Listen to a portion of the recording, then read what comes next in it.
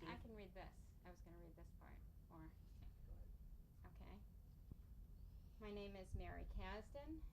Today's date is September 22nd, 1995. Conducting an interview with survivor Maurice Moore, who was born Mayo Downick. The interview is being conducted in Cypress, California, USA, in English. My name is Mary Kasdan. I'm conducting an interview with Maurice Moore here in Cypress, California, USA, on September 22nd. Go ahead. Okay.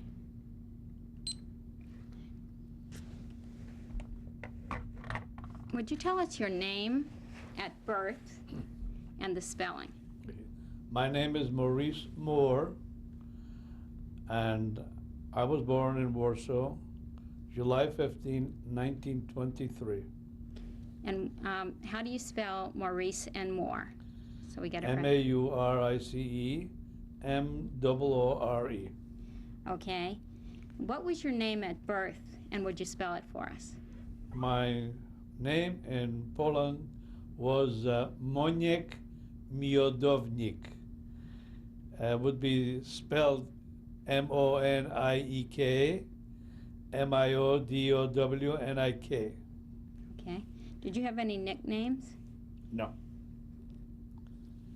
You were born in Warsaw, Poland. Warsaw, yes. And your age now is? Now I'm 72 years old. Would you like to tell us about the slight confusion about your age? The slight confusion? I have no idea. For some reason, I don't know if I am right or the records of the camp that I received just a few months ago while I was there in Auschwitz. To be honest with you, after the war, I just ideally said I was born July 15, 1923, and I kept it on. And what did the records from The the record camp says say? that I was born in August of 1925. I really don't remember. Right. All right. Could you tell us a little bit about Warsaw when you were a child? Your view of it, how big it was? I remember when I was a very little child, we used to live in Warsaw in a non-Jewish neighborhood. When I reached school age, my father and mother sent me to a religious school, religious day school, where we learned half a day English and half a day Hebrew. By 1936, the conditions, political conditions, and anti-Semitism was so pronounced, and it was almost dangerous to live in a non-Jewish neighborhood, and we moved into a Jewish neighborhood, and next to where my grandmother lived, on Nalewki 34. Now, let's go back. Let's see, 1936, and you were born in 23, so you would have been 13 at that time. And I don't remember that. About 13, that 11 age. to 13. But Most likely, yes. But before that, what was it like going to school? Was there a lot of anti-Semitism at that time? Every morning we used to fight. The Polish boys used to tell me that the Jewish boys killed their God, and that's what the priest told them. And as a result, they were angry that although we grew up together and we were friends, and all of a sudden things changed. When they started going to school and we started going to school, things changed entirely. And we were no more close friends, although we were at times friends. So we fought a little and we were friends a little, and that's the time went by that way. From the beginning of school? From the school, yeah, but when I was like 7, 8, 9, 10 years old. When you say you were friends at times, you mean you played together? No, we were playing football. You know, this was, soccer was the big thing. Every boy in Poland used to play soccer. Okay. Tell me a little bit about the school that you went to. when I was a child. when you first started school? And it was a real wonderful school. All the children were Jewish, and the teachers were mixed. And the Polish sessions, we had Polish teachers, and Hebrew teachers, naturally were Jewish rabbis. It wasn't like a modern Hebrew school that we know of now. It was a Torah learning session. How to read and interpret and learn Hebrew, Chumash, how to pray, and the laws and so forth. That was the Hebrew education that we received. Were these rabbis on the faculty of the school, Yeah. or did they come These in? are faculty rabbis. This was their profession. They were professional teachers.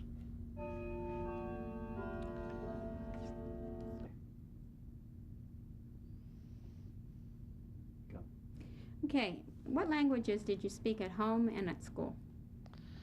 At home, we spoke Yiddish and Polish, but my parents spoke Russian because my mother went to school when the Russians occupied Poland. So she was educated in Polish and Russian and French and Yiddish and Hebrew. So they were quite educated people. Tell me a little bit more about that, how she went to school, you said, when the Russians occupied Poland. My parents did, Both of them, yeah. all right. Tell me just, Before the end of the First World War, Russia was in Poland. Poland was not an independent country until 1918. And my mother was born in 1900. So her school years were during that time. So that's the reason she went to Russian schools. But they also taught Polish. now what languages did you learn? What languages did you learn? I learned in Poland, in school, just Yiddish, Polish, and part Hebrew. I mean, a substantial amount of Hebrew. And is that what you spoke at home as well? Only Yiddish and Polish. And my parents spoke Russian only when they didn't want the children to understand, but eventually we learned Russian because they're very close to Polish. All right, now you said your father was a very religious man. Could you Yes. tell us a little bit about that? What organizations he belonged to, what rabbi he followed?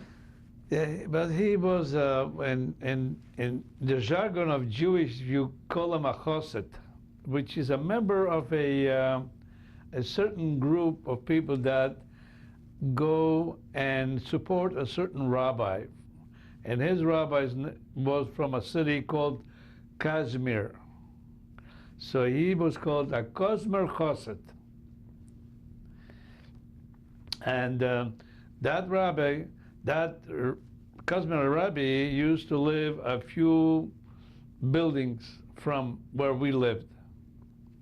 So we were always in a walking distance to that particular rabbi. And we prayed in his synagogue, and we spent holidays there in prayer.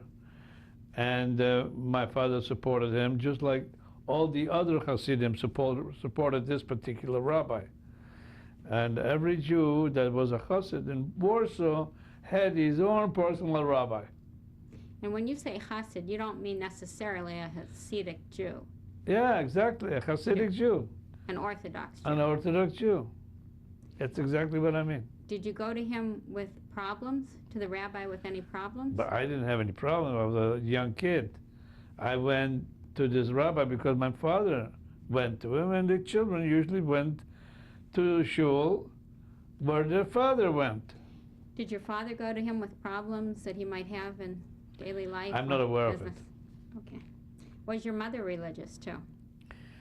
My mother was a very beautiful lady, and she was very educated, very well educated, and she was running the house, and she was socially involved. I'm not familiar what she did, but she was active in various organizations.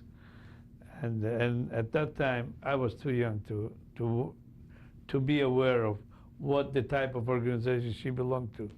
Probably organizations that are also, I would say, Hasidic leaning on the very traditional Jewish way.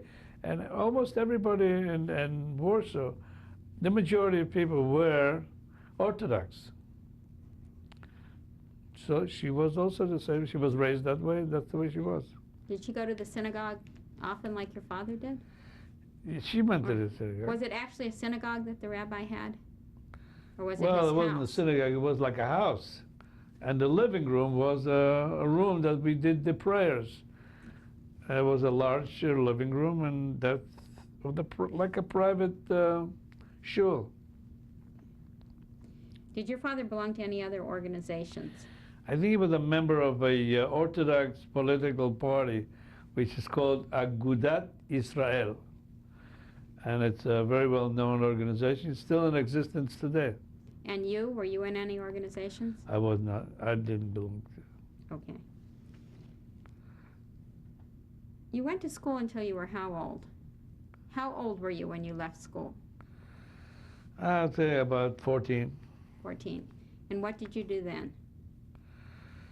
While I was going to school, I worked part-time in a printing and rubber stamp company that was right, our neighbors had and I was working there.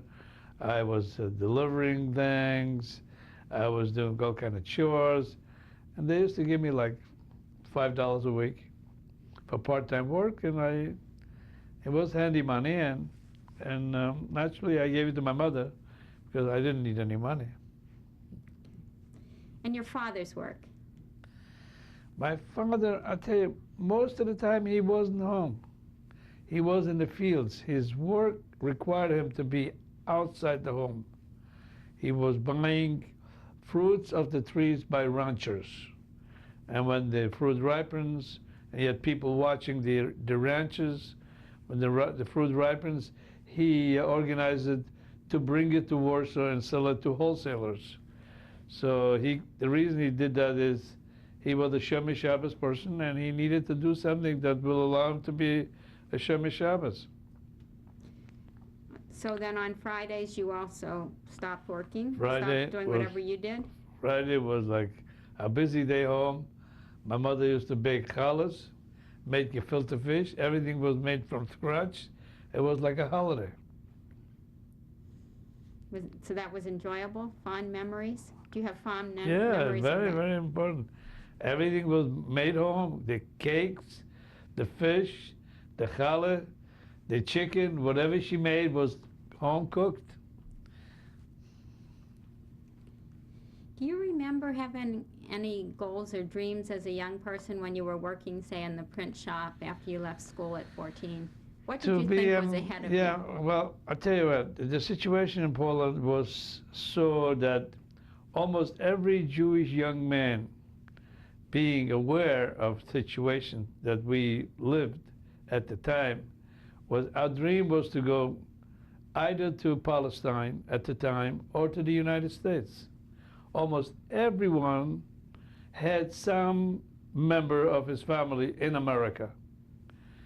And we had very good news that in America you can live a freer life, a life of equality, and you don't have to worry about being Jewish or being beaten up if you go in a neighborhood other than a Jewish neighborhood. So, and also the economic situation in Poland was not exactly the best. So Jewish boys usually dreamed of going to America, and that included me.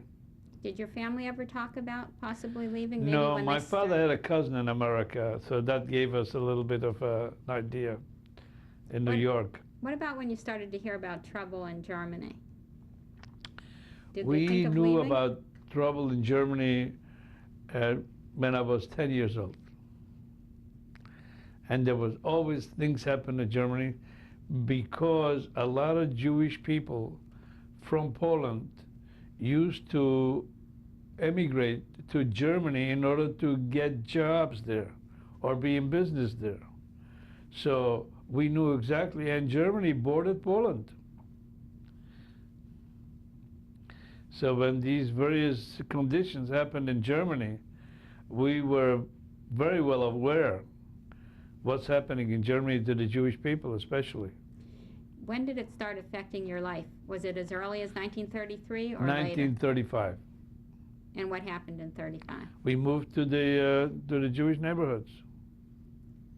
Because the anti-Semitism was bad? It was very, very. Did you voluntarily move then to Yeah, the Jewish neighborhood? sure. Was this the ghetto yet? No. No. It was just a Jewish neighborhood, just like here would be Fairfax. So did you go from one apartment to another? Is that how it Yeah, worked? we just left one apartment. When in Poland, you used to buy apartments. You used to sell an apartment and buy an apartment. It wasn't really your property, but it was like rent control. You know, like if you pay, let's say, $200 a month, whoever you sold them to also paid $200 a month. So they had a reason why to pay key money. They used to call it. I remember that.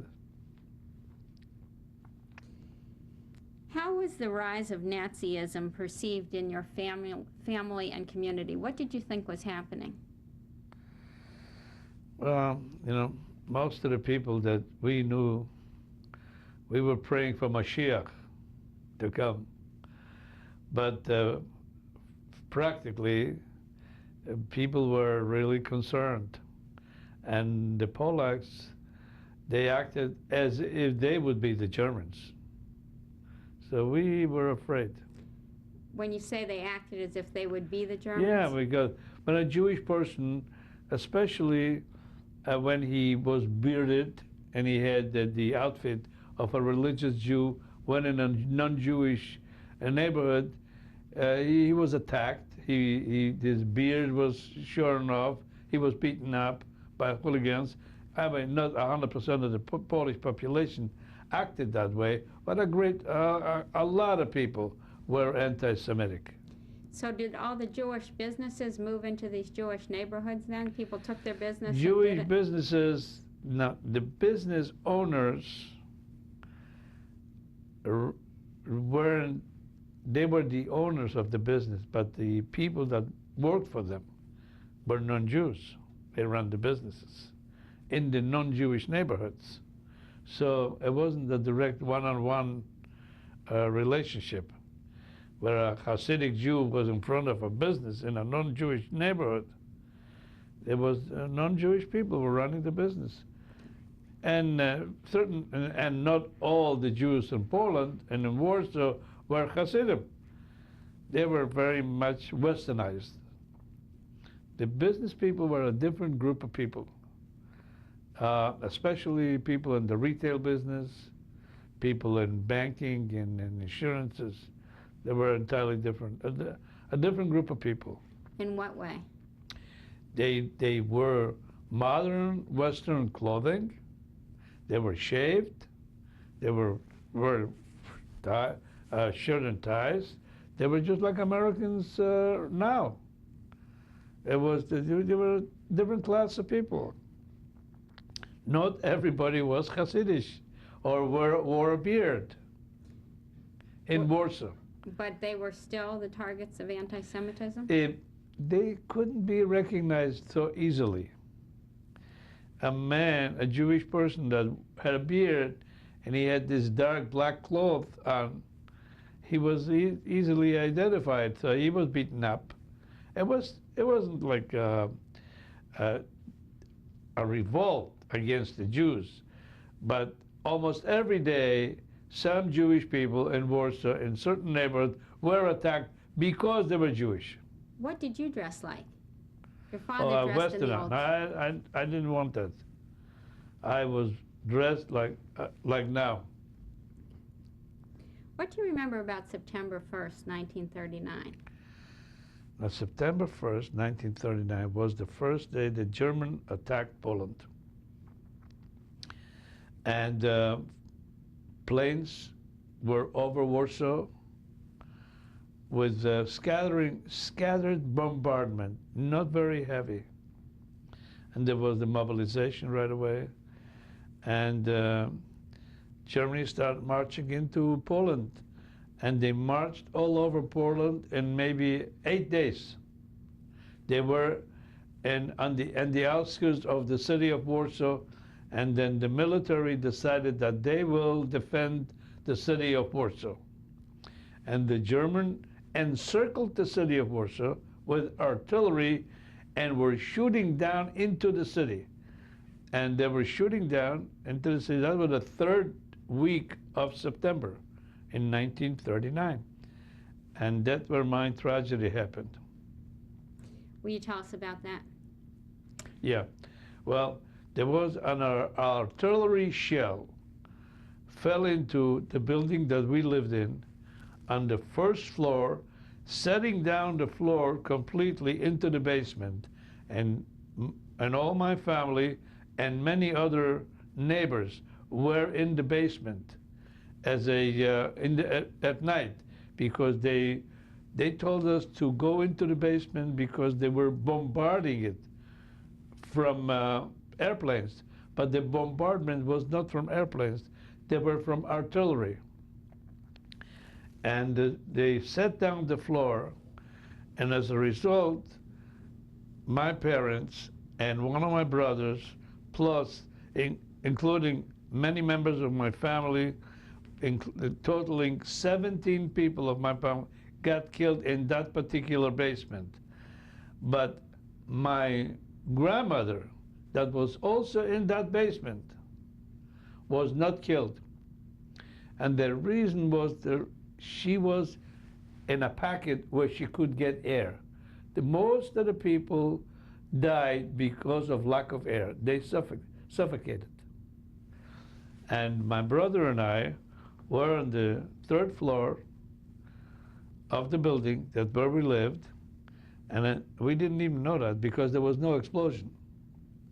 So when we got down early in the morning, about 6 o'clock, the neighbors that were not affected did not want to believe that we were not with our parents, and told us what happened. And we were in charge of digging out the people from the basement, and we were putting them on the yard and the courtyard of the building.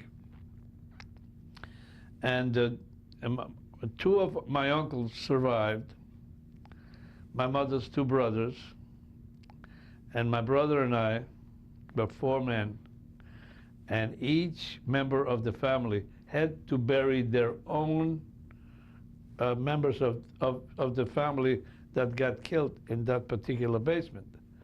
And that happens in many basements in the city of Warsaw. Not only in the Jewish neighborhoods, but in the non-Jewish neighborhoods as well. So they weren't killed because they were Jews. It's just fortune of wars. The artillery was not flying, it was on hillsides around Warsaw when they sent these shells in? Was it on hillsides or was it in the air? The artillery came this way. Was it from planes or? No. The artillery all around Warsaw, they were encircled the city of Warsaw, and the artillery were shooting down into the city, just everywhere. And we had to bury our own dead because at that time nobody wanted to accept Polish money. Even if you had the money, you couldn't get anybody to work for it. So we had to take our own cadavers, members, and put them on push carts. And taking the push cart to the Warsaw cemetery, Jewish cemetery, digging a common grave, and we dug a grave for 37 people from our building. And we buried them according to the Jewish law as a group in their clothes. And that was the first experience that I had in the world of a personal nature. And what went through your mind when you were burying your family? Well, we were like frozen my mind wasn't functioning. I had just to do things because this was the things to do. There was no past, there was no future, there was just the present. What do we do now? After we buried our dead, we were sitting shiva, according to the Jewish customs. And the whole building was sitting shiva. And it was a tragedy, enormous proportions. We lost our most important people. And thank God grandma was alive. So she took care of us, my brother and I. And she cooked for us, she baked for us, she was a mother all over again. And this is what's happened in September of 1939. Did the rabbi that your father followed survive that bombardment? Did you? I personally didn't meet him after that day. I did not go there. I was very much hurt because we always were thinking that good people that do good deeds and good things should happen to them. And I wouldn't consider that as a good thing that happened to me. I really almost denounced the religiosity. I wasn't from anymore. I mean, I was observing because of my father, but we had to say Kaddish every day because that was the custom. So we had to daven and say Kaddish for 11 months. There were no rabbis at the mass burial. We didn't need a rabbi. Every Jew can conduct services. What happened next to you? You're living with your Next, grandmother. during that time, there was a question of we have to eat. Somebody has to support us, and there was the money ran out, whatever little money we had, and all the things like food and whatever people need for everyday survival got more expensive. Inflation sets in, and the woman that owned the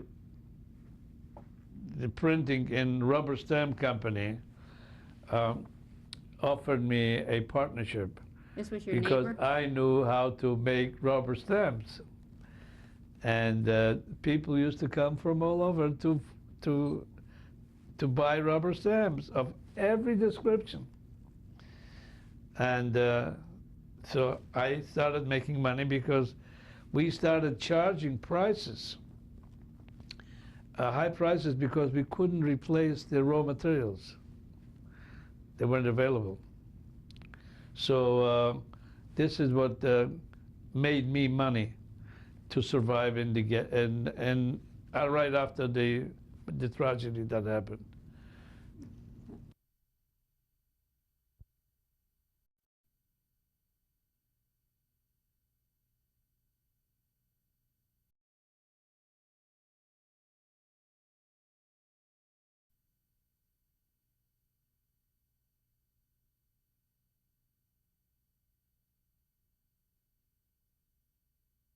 Tape 2 with Maurice Moore. Tell me about your move to the ghetto. My life in the ghetto? Your move, how you moved there, when you were forced to move to the ghetto. We were living in the area that they declared it to be a ghetto. And when was It was that? the Jewish neighborhood. And when the war broke out, we were already living in the Jewish neighborhood.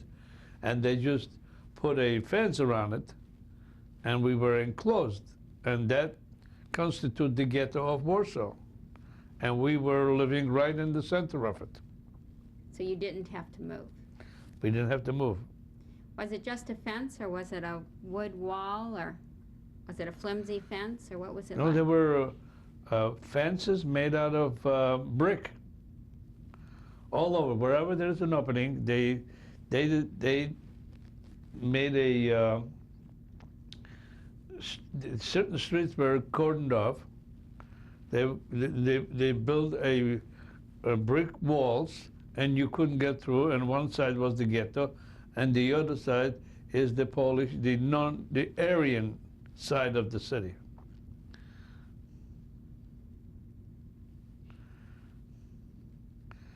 Could you ever leave the ghetto? Could you ever leave the ghetto? Could Jews But, ever leave the ghetto? No, we couldn't get. It wasn't. It was impossible to leave the ghetto. You risk your life to leave the ghetto. Eventually, I left the ghetto, but it was under these circumstances. I risked my life. All right.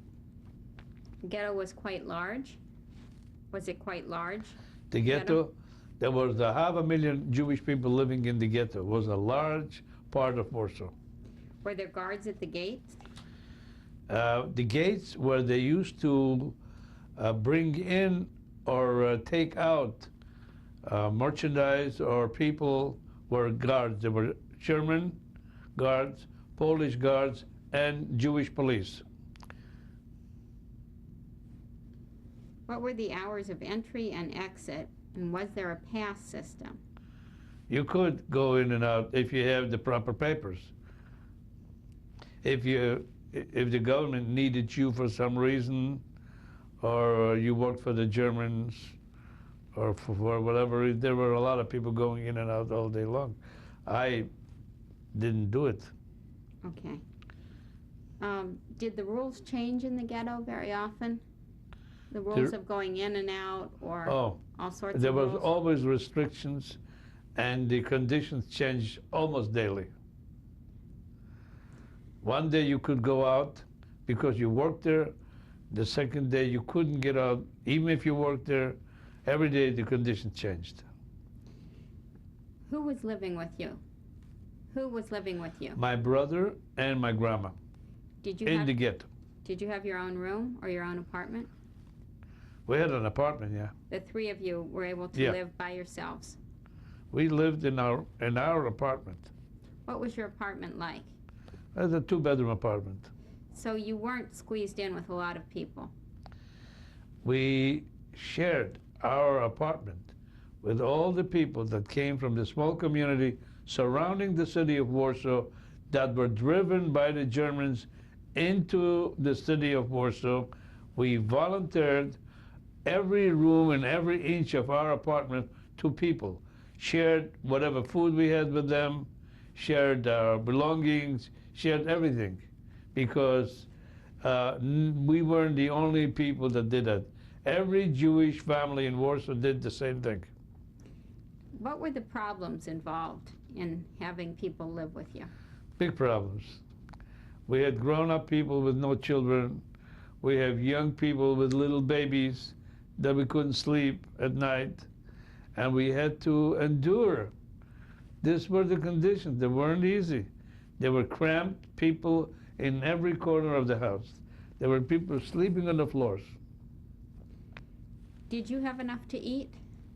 Did you have enough to eat in the I ghetto? had enough to eat because I used to work and make rubber stamps, and I earned a lot of money. And I bought all kind of foods on the black market. So I did give the money to my grandma, and I didn't care about the money. I just said, here it is. And she bought everything she could lay hands on. I see. So we had enough food. The only thing that it happened that this working and producing the rubber stamp came to an end because the Germans decided that none of the printing presses or people that are able to make printed items should not produce in the ghetto so they can disseminate news of any kind. So they came in one day and they closed everything up under the threat of death. If I would continue making these stamps or whatever, I would have been arrested and maybe who knows what happened to me. And also at that time, my brother was taken by the Jewish police to a camp, and that was in March of 1941. So Then at what that happened? time, things changed for me. A fear came over me, and my grandma decided to tell me. She actually convinced me to leave the ghetto and go wherever I could in order to not to be taken to a camp. And that's exactly what I did. I left the ghetto on June 22nd, 1941, with a friend of mine, and his name was Motel Bornstein. I remember him now. And we ran away from the ghetto on the other side through a trolley car that made a turn, had to make it go into the ghetto to turn around. We jumped on the trolley car, we lay down, and we got out on the other side. We had to bribe the conductor.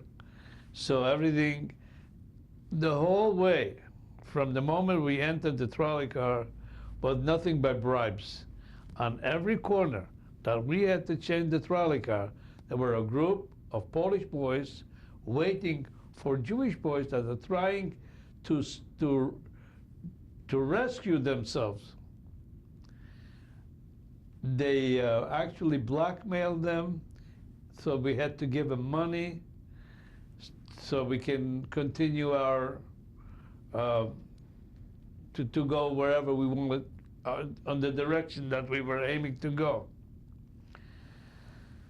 And we finally came to a place where, through a lot of problems and it's a lot of detail to really tell the whole story about. Eventually, we wind up in a little city called Plonsk.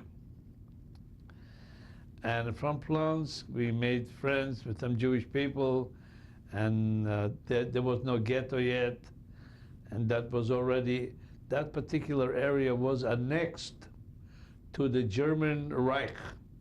So there, in that area, they called it the Dritte Reich, and the money in circulation was German marks, not Polish zlotys.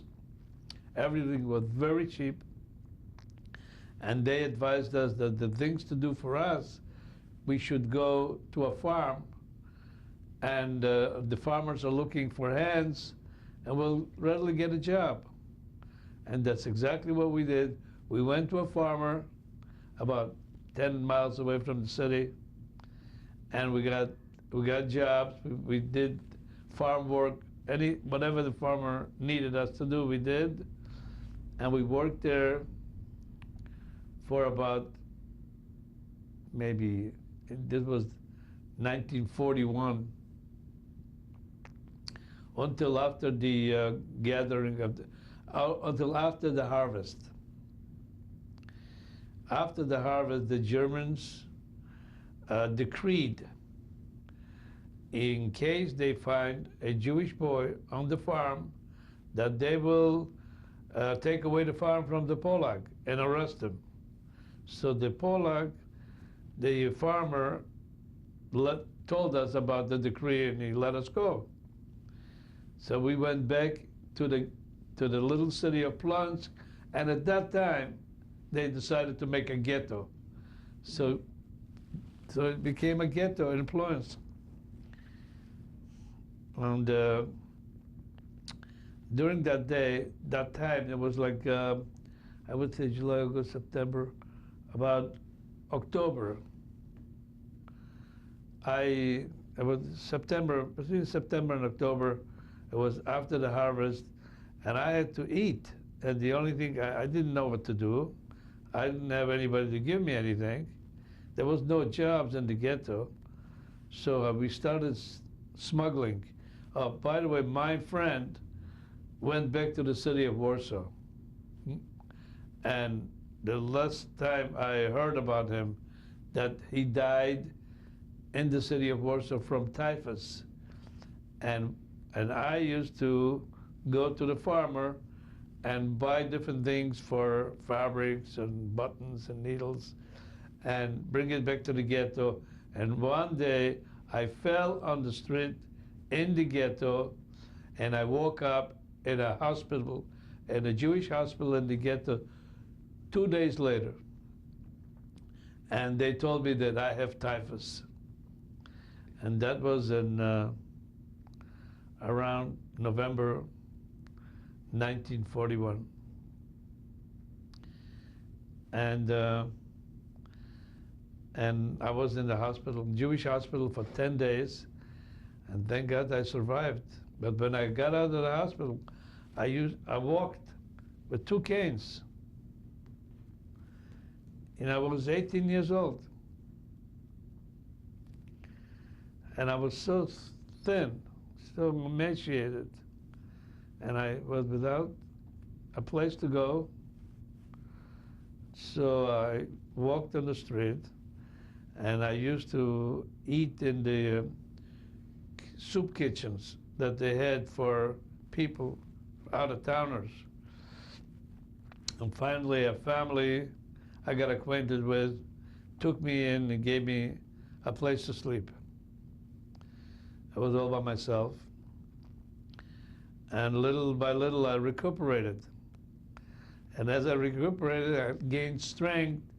I started doing what I did before. I was smuggling from the ghetto into the farm, and from the farm to the ghetto. And after I got all my provisions together on my bag, and I was walking in the snow for about maybe 6 hours to get to the ghetto. And when I reached the ghetto walls, a big German Shepherd jumped on me. And there was a German police, and he said, "Oh, so you're a smuggler." I didn't say anything. They just took everything away from me, and they sent me to a camp for smugglers. And not because I'm Jewish, just because I was smuggling. It was illegal. So the camp consisted of 120 Polish men, and among the 120 Polish men, there were 2 Jews, me and somebody else. And nobody knew that we were Jewish, because it's impossible. They didn't know that. Oh, they weren't sophisticated people, you know. The only time they knew that you were Jewish because you wore that Jewish cloth on, you know, you had the black stuff, so they knew you were Jewish. But otherwise, they didn't. Anyways, we were working in building highways. We were taking big stones, crushing them with hammers, and taking them to the roads, and this is the way we did every day. We had a certain amount of stones to crush with hammers, and I finally did it right, and the whole camp got sick on typhus. So when they got sick on typhus, I was already after my typhus that I had in the ghetto. So it did not affect me, but it affected about, I would say, 60 to 65% of the people in the camp. And naturally, if 65% of the people were sick, they didn't eat. So there was plenty of food. So therefore, I recuperated in that particular camp where I had plenty of food, and I got to be strong. Why wasn't there, it sounds like there wasn't that much anti-Semitic feeling, or just you said they weren't sophisticated in Plonsk? In that particular camp. In the camp, in the ghetto? It didn't seem that hard in the ghetto there. You know, now, this wasn't in the ghetto. This was in a camp. Right. For a camp that when the police caught me smuggling, they took me to a camp, and I was another fellow who was Jewish and myself. We were among 120 non-Jewish Polish people. But they didn't seem that interested in finding out who was Jewish and who wasn't. They couldn't tell, because how could they tell? Well, what And about, we spoke Polish better than they do. but they didn't ask you to drop your pants, you mentioned that. Why should they? They're not the police. I mean, you mean the police? No.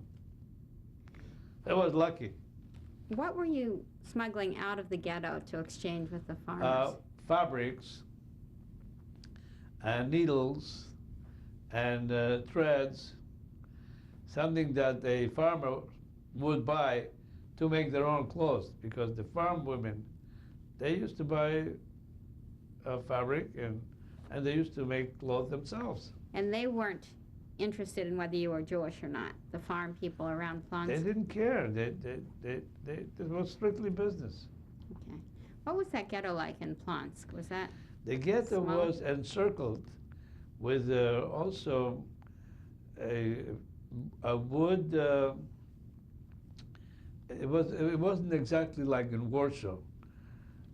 The fences were a little bit less strong. They're not as strongly built like they would be in a big city. So they were made out of wood, and it wasn't a big thing. Some of the boards were loose. You could go in and out, and if they caught you, it wasn't that bad in Plonsk. So that's the reason I went in and out. There were certain spots nobody was there.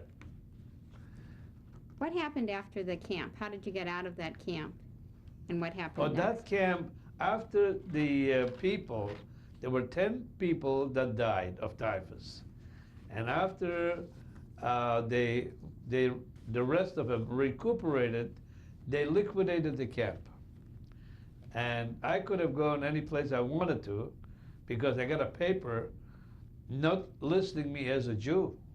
I got a paper as I was liberated, and I paid my dues to society because I was in that camp, and that I was released, and that's it. That's all it stated.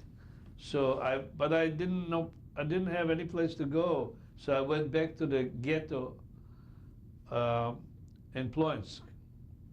When I went back to the ghetto in Ploensk, after being there for a few days, I went back to the family that gave me lodging, and they gave me lodging all over again. So the local Jewish community, that the administration issued a edict or whatever, that anybody that is here illegally, who does not belong to the community, that came from other places, like me, I came from Warsaw, we should register so we can get food stamps. Because without stamps, you have to buy everything on a black market.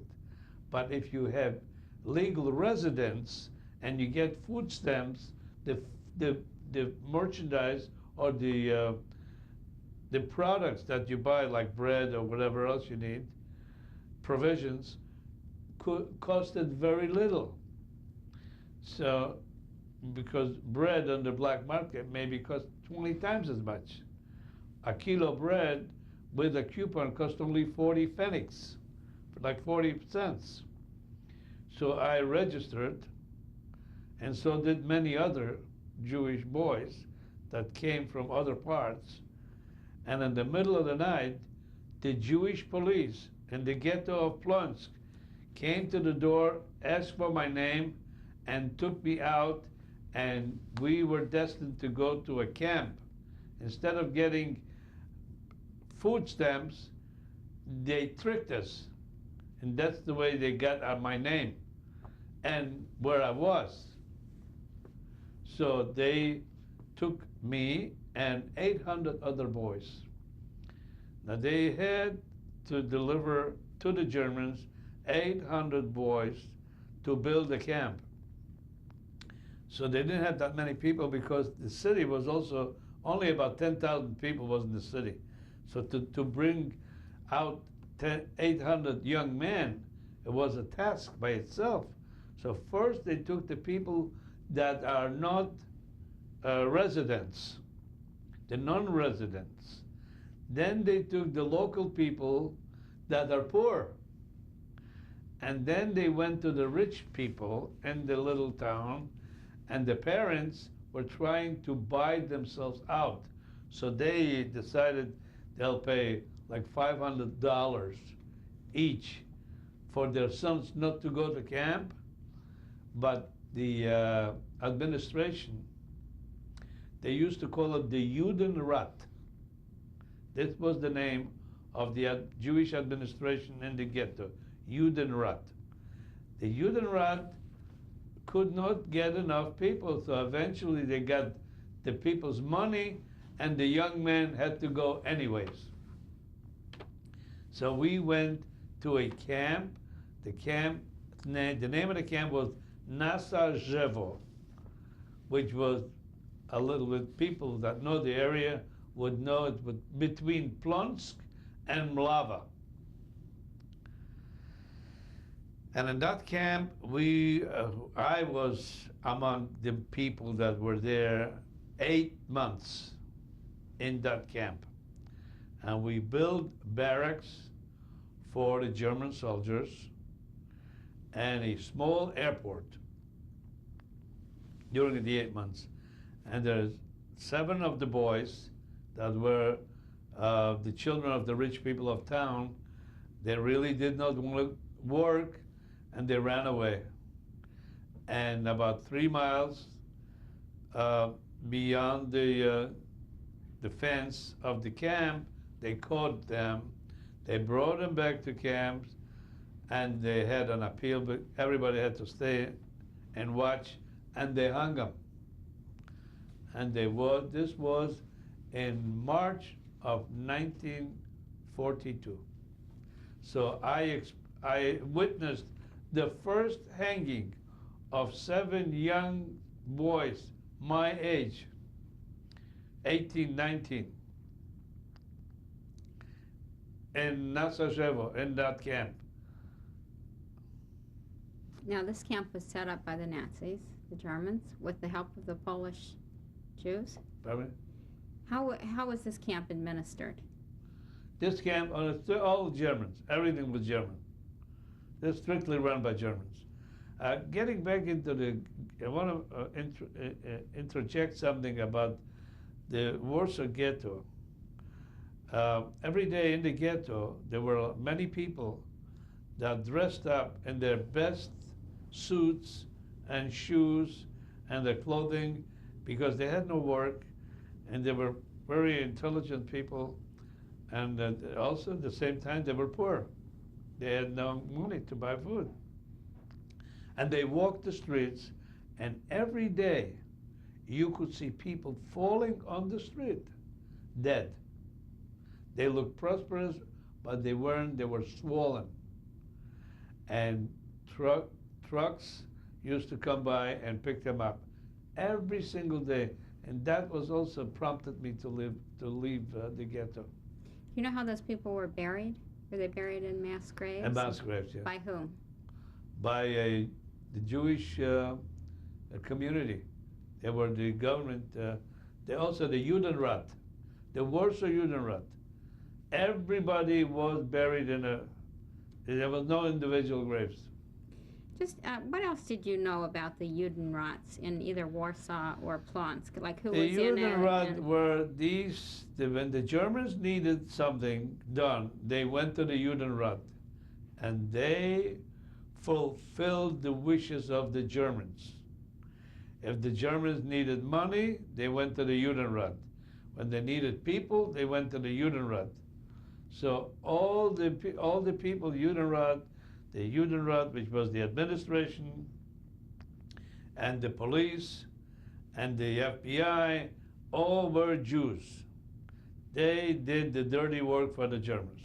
And were the Jewish police under the Judenrat, or were they part of it? The Jewish police? They were part and parcel. Did they have uniforms? They had uniforms. Do you remember anything about those uniforms? They had a regular uniform, like a policeman. Like a color? Like an American policeman. I see. Did they have insignia? Insignia with a mug of David. Oh, I see. Right Was there. there anyone you knew from before? I know in Warsaw, I know many of these people. How did you feel about them? Well, in the beginning, they were just kept order. In the beginning, there was no problem. People came, but a lot of people came from outside the city of Warsaw, and they didn't know their way, they didn't know where to go, and they controlled the traffic. It was a regular police force. But then after a while, the Germans utilized their knowledge and their cooperation in order to deliver the Jewish kids to the concentration camps daily. And what do you And think motivated the Jewish police? what motivated them? They wanted to save their own skin. So they saved their uncles and their aunts and their cousins, and they were under, they had privileges, and they got food. Now back to the camp where you were working in Poland, where you built the barracks, and you said you were going to build an airport there? You Yeah, built an airport? I was working. They asked me if I can be a carpenter. I said, yes, I can be a carpenter. So I worked as a carpenter. First, I wanted as a helper, and then I was got certain responsibilities because there were prefabricated parts for barracks. Came from Germany, and all you had to do is just put them together. And were you in a camp before that for 3 months, Novi Dwor? I was in that work camp where I Even was as earlier. a smuggler. Oh, that was the name of the smugglers' camp? That I don't know the name of. Oh, Novi Dvor. Yes. It was. I don't know. This is not the name of the camp, but it was near the city of Novi Dvor. That was the smugglers' camp. That smuggling camp, yeah. Well, because the other young man, the Jewish boy, he was from Novi Dvor. That was also the birthplace of my father.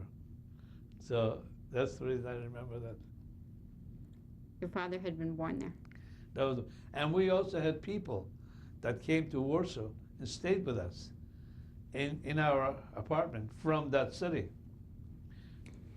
You were released from the camp where you were building the barracks and the airport, and you were released back to Plonsk? Back to Plonsk. So 3 times you were in Plonsk. This time I came to Plonsk was, and also 1942, around October, the end of October. And then what happened next? How did you get to? Next, we had new things happen in the ghetto, and the Judenrat announced that the ghetto is being liquidated, and all the inhabitants will have to leave the ghetto. They will be transported someplace to nobody knew where.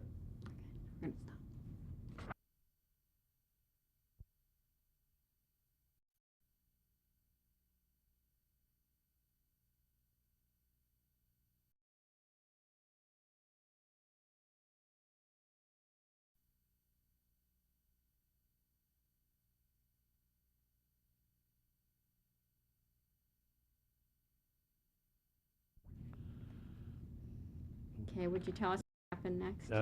This time when we came back from the Nassau camp, the administration told the community that we're going to be liquidated as a ghetto, and they are going to resettle us, but we don't know where. And there were 10,000 Jewish people in that ghetto. And there were going to be 5 groups, each group consisting for about 2,000 people that are leaving the ghetto of Plonsk. And while I was in the camps, I met a Polish man who told me that the Jews are being liquidated in Auschwitz and in many other parts in Poland, that they were being gassed and burned. And if I could see myself any way possible to run away or save myself in any other ways. He won't let me to know what's going on. And that's the only thing I knew, that there is a possibility that the Germans actually killed the Jews. How did he know? He knew he was a civilian.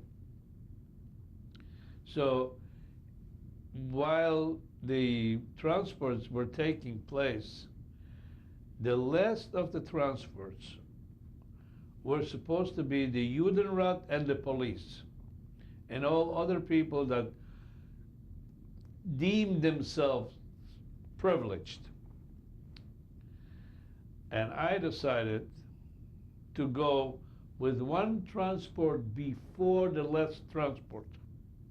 So I went with the fourth transport, and they took us in regular trains, passenger trains, from Ploensk to Auschwitz. So we were in a passenger, pretty much cramped, but it was a Polish passenger train coming from Ploensk to Auschwitz. And in Auschwitz, we came in the middle of the night. They told us that the children and the older people and the women are going to go to one side, and they will select men in another side. And I tell you, I was a small person with a big coat on me. It was cold, wintertime. I just didn't know what's going to happen to me. They're going to look at me as a child or a man. So I saw two Germans with their bayonets drawn to separate the groups. I just pushed myself under, and I went over to the men's sides. Because I knew all these times that when I worked, I had a chance to survive. And I figured when they take men, most likely the men are going to go to work. And I guess that's right. Because the 1,800 people, the women, the children, the older people, the older men, they went directly to Birkenau to be gassed and burned. And the 200 people that I was among were going to Auschwitz, into the camps, into barrack number 10, and we were waiting for 10 days. And then they came and they asked for volunteers, and I was one of the volunteers. So they took out 100 men from that group to go to a coal mine in a sub-camp of Auschwitz by the name of Jawiszowice. When you went under the baronets, they let you do that. They let you Well, they couldn't select do yourself. nothing. What are they going to do? There is 2,000 people that were watching. They're not going to, they don't know me. They don't care about one man, one way or the other. And this was right when you got off the train, was it? Off the train, and it was pitch dark. They didn't know, they didn't see my face.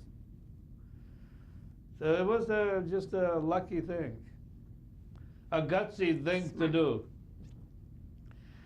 That's what I always had. Guts.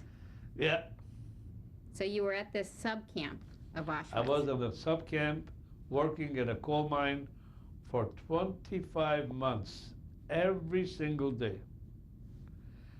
And in that camp, the first 10 months was, I didn't think I'd survive. I was that thin. The work was very hard. We were working with Polish miners. Every one of them was an anti-Semite. They didn't like the Jews for some reason. He said the Jews are not good workers. The Jews were storekeepers, lawyers, engineers, but they never worked hard. So we, whoever was there, learned how to work hard. I was working hard for 2 camps already. So I knew how to work. I wasn't afraid for work. So because I wasn't afraid to work, eventually I made a friend, the Polish engineer. I made a friend of him, and he used to bring me sandwiches every day. When? At night Uh, or when you were 10 working? 10 months later. After 10 months, you became friendly with him? Yeah. We had a German engineer, but they changed to a Polish engineer. And it just so happened that this engineer was my height, a short guy. And I speak very eloquent Polish. And I was in his league speaking Polish, and he liked it. Then he became friendly with me, and he asked me if I read German, and I said, yes, I read German. If I can translate German into Polish and tell him what's going on, I said, I'll be happy to do it. And he changed my job to a real good job. I was just an easy job. At that time, they took the Polacks to Germany because they took the Germans into the army. So the Polish miners, they took to the German mines, and the Jewish miners that were helpers, that had something on the ball, they gave him better jobs, replacing the Polish miners that went to Germany. So I was lucky enough, and I was already well acquainted with the type of work to be done in the mines. So I got an excellent job, except for the first 2 days on the job, I had an accident. A piece of coal hit me right in the nose, broke my teeth, and I had this kind of a face, swollen and bloody. And everything stopped because I was in a special kind of situation. Everything stopped And- after your accident? Yeah.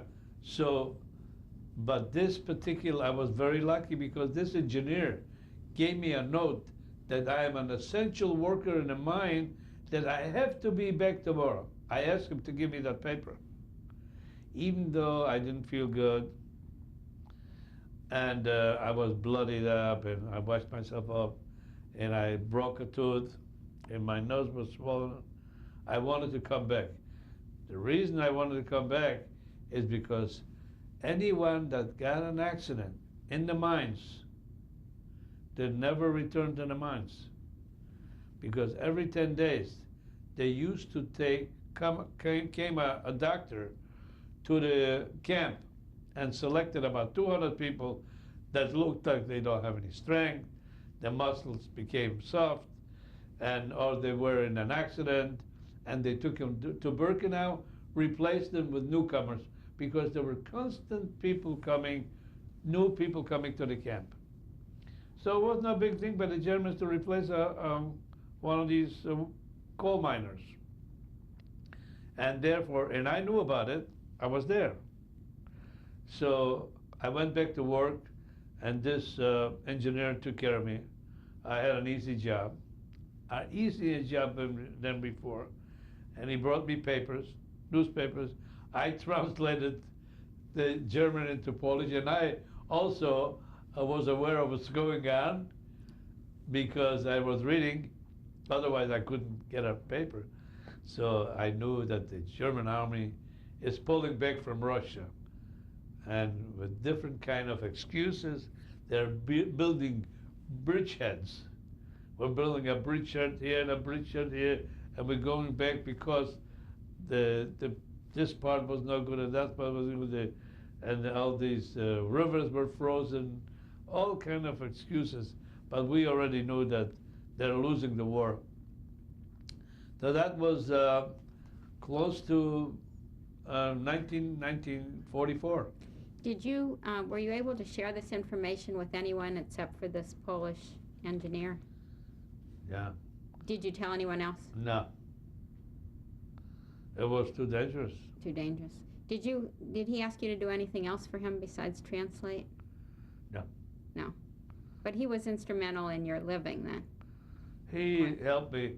I also had a miner that I worked with previous to that, that I promised that I come from a rich family in Warsaw, that if he's going to help me, bring me some food, that I'll give him part of my inheritance. And I don't know if he believed me or not, but he brought me a sandwich anyways. So that in this sub camp, It wasn't all Nazis at all. It was the Polish miners and Polish miners, Polish engineers. engineers, and Jewish prisoners. Not everyone you worked with was anti-Semitic. Some were, but then there were these people who Well, helped you. they weren't friendly, let's put it that way. They were, miners worked very hard. It wasn't a picnic for them neither. And they didn't have what they really got before the war as miners. They had a limited amount of food, they had a limited amount of money. They were like semi-prisoners. Were in they a way. living there at the camp? Were they living at the camp there Oh, with no, you? no, they were civilians, but their economic condition wasn't very good. Tell us about actually working in the coal mine. Did you go underground every day? Or And what? in the coal mines, we were marching from the camp to the coal mines, about 2.5 miles from the camp to the mines. And the mines, they had shafts that brought us into the mines about 300-400 feet, 600 feet, 18. There were different kind of levels in the mine that you had to work, digging coal, and the coal. It was like a city, except it was dark, and everyone had his own lamp, and his lamp is his guide, like a guide dog for a blind person. Without this lamp, you're dead. So many cases, just breaking up the story, many people committed suicide by throwing away the lamp. And they throw away the lamp, that was it. They got lost in the mine and they died. Tell us the difference between you and the people, the attitude of you, the young person, and the people who committed suicide. Well, I tell you what, I really wanted to survive. I did everything possible to survive. I had to survive. Naturally, some situations couldn't be helped. See, when you're surrounded and there's no place to go, like the people that were taken to Birkenau, they had no choice. That's it. For them, was it. It's just like cattle. And when you worked with civilians, you had a chance.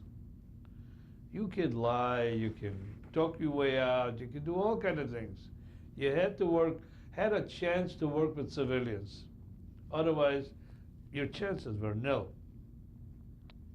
So I was lucky that I was at a work camp. I was healthy.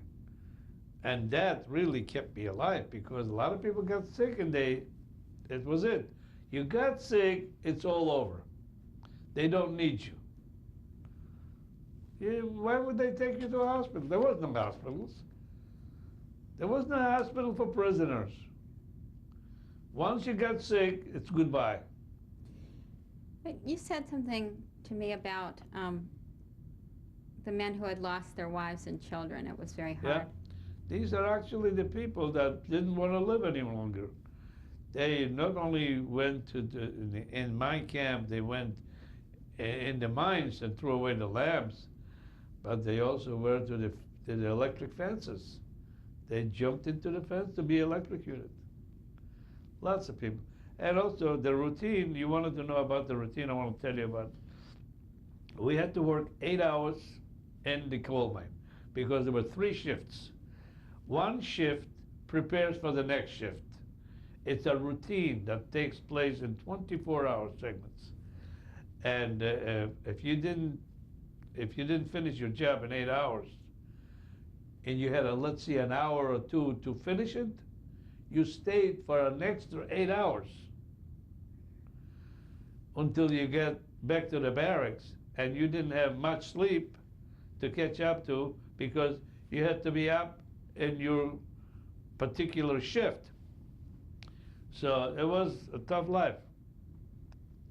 And then we had to work in the camps 4 hours. So 8 hours in the camp and in the mines, 4 hours in the camp, an hour to go, an hour to come back, and then you had to shower every day because you came out from the camp, you were full of dust, about a half an inch of coal dust on your person and on your clothing. and you had two different type of clothes, one to work in, and one to be in the camp. And actually, there was a laundry, and you gave the dirty clothes, and you get a set of fresh ones every day. And you showered every day, cold How- water. How were the barracks? Everybody had a bed. No, no, individual bed. Individual? Yeah, but then three rows up. But you had a bed for yourself, because they had to give you pretty good conditions, because otherwise you wouldn't be able to work. A coal mine requires, it's a hard work. And they gave you a piece of salami every day, maybe like 10, I would say maybe a quarter of a pound of salami. That was, and soup, and a piece of bread, and that's it. What kind of soup? Was it a real soup? A soup, yeah, well, it wasn't too bad.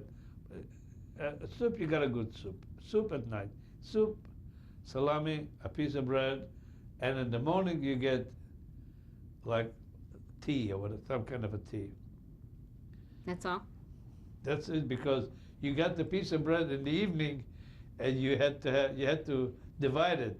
You had to eat half of it, and then keep, but nobody kept it because you were very hungry. So you ate everything. So you like went to work, and you worked without food for 8 hours, waiting to get back to the camp to eat. You got your number at this camp, right, in Auschwitz? My number? Yeah, exactly. When did you get it? And When I came to Auschwitz,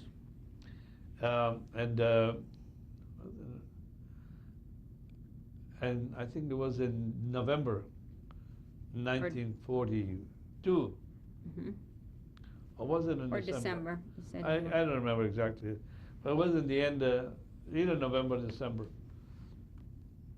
Yeah, probably December.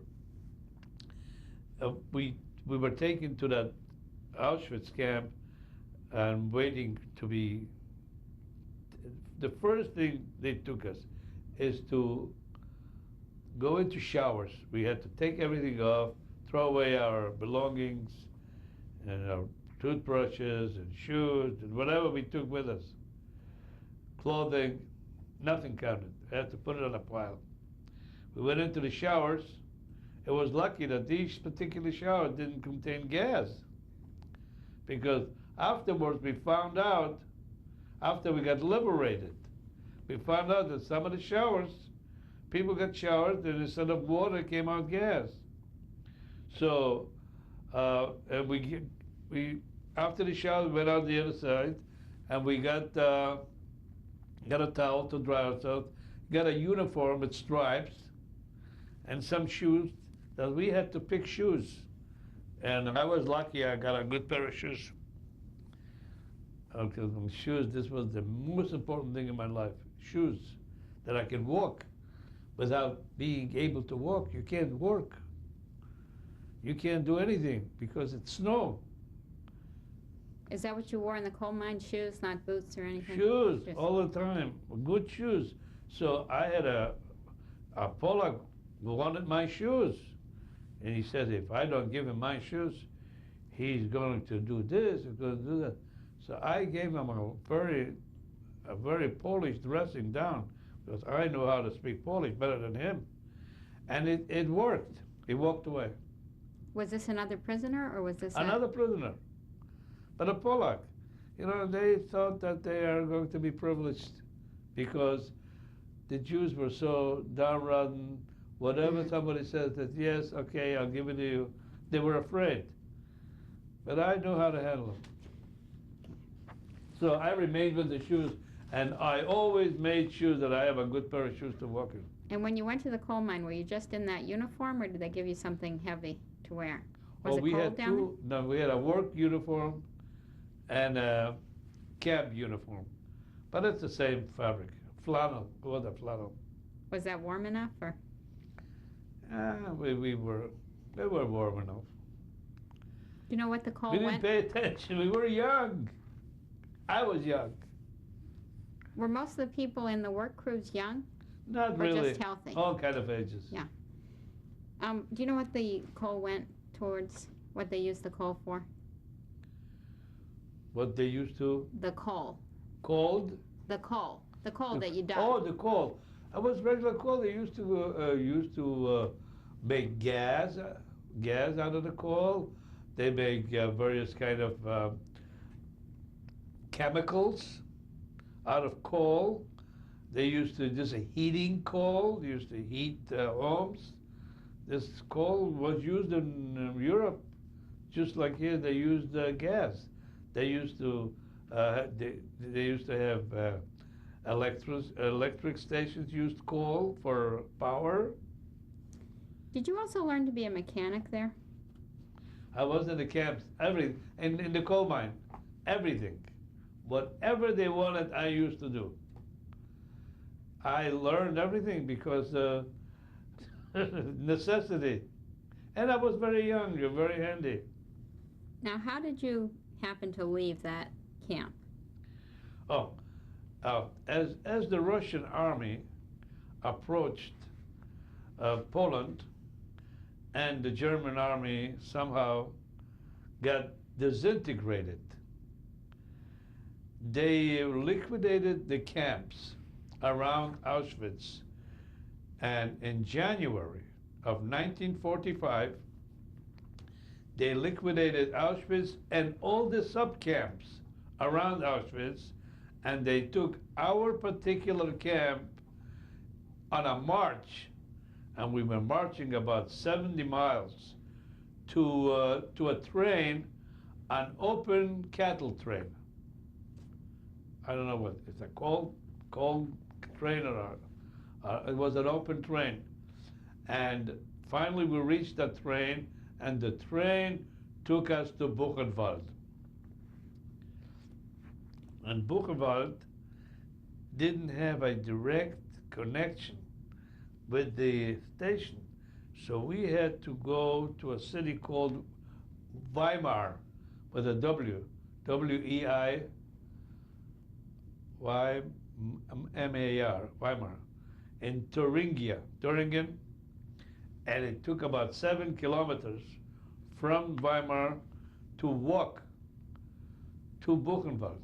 And when we reached Buchenwald in January of 1945, they did not have room for us, and they said we cannot enter the camp. So we had to lodge on the snow outside the gates of Buchenwald. We slept in the snow, hungry and tired and cold. And then the next day, half of the prisoners didn't get up. They died in the snow. And we still didn't get any food. And we had to stay another day, and another 50% of them died. Finally, from the 2,000 people that marched out of our camp, maybe 700 survived to enter Buchenwald. And we got in Buchenwald, so we got in a isolation camp, because they had a regular camp and they have newcomers, and they didn't want to mix both groups up. So we were what we called the small camp in Buchenwald. And after being there for a couple of weeks, they sent us away. They sent us out to a camp by the name of Ohrdruf. Ohrdruf, there was a bad camp. And there were Russians in that camp. And there were Ukraine, and the guards that guard us were Germans and Ukrainians. And the prisoners were also Ukrainians. So they were members of the Russian army that did not behave in their regular camps, were sent to this particular camp called, they used to call it Straf camp.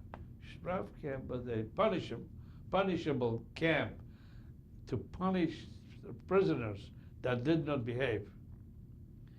And there were really not that much to do there. Did you have trouble from those tough prisoners? These Ukrainians, they mistreated they were prisoners. They mistreated the Jews. They were tall, gigantic people. And when we stayed in line to get our bread ration, they used to grab it. If we didn't take the ration, the bread ration, and put it into our shirts fast enough, they grabbed us out of the head. So there were a lot of prisoners. Didn't eat for days. They died of starvation. Jewish people. And I was lucky in that particular camp. A German guard that guarded me in the camp, in the coal mining camps, recognized me, and he had a little bit conversation with me, and he said, "Hey, they didn't call you by your name, they called you by your number, and your number was in front of you, outfit." And they say, "I remember you. You were in that coal mine for a long, long, long time. And I think that you should be the one to have a little, I'm going to give you a good job." So he gave me a job, and I worked part-time in the kitchen, and part-time I worked in his office, cleaning and putting away, making fires, because it was not, it's not like here you switch a button to make fires. You had to gather wood and a little coal to make a fire. They have these stoves, and gave me an opportunity to at least have food, and I didn't have to go outside to work. And I was lucky enough to have enough food, not only for myself, but to bring into the barracks where I was staying, and to share it with my fellow prisoners. So I became some kind of a hero, which made me feel good, not only because I was a hero, but at least I could help somebody. These guys had a problem getting their rations. Not all of them, but many of them. You said there really was no real work to do It was for no the real general work, but there were population there. so many German guards and Ukrainian guards that they actually had to create work for them. Then you moved on. We used to shovel snow from one place, clean the highways, but there was really not specific work.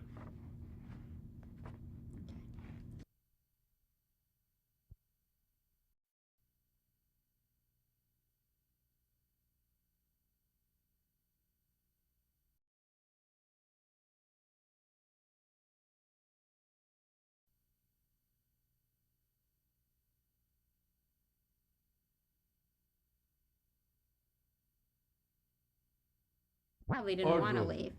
Ordruf was like, you came with a group to Ordruf. When they transferred the group, you were among the group. You're a member of a group. So that particular group was transferred to another camp called Garfinkel. And in Garfinkel was not too far away, maybe 50 kilometers.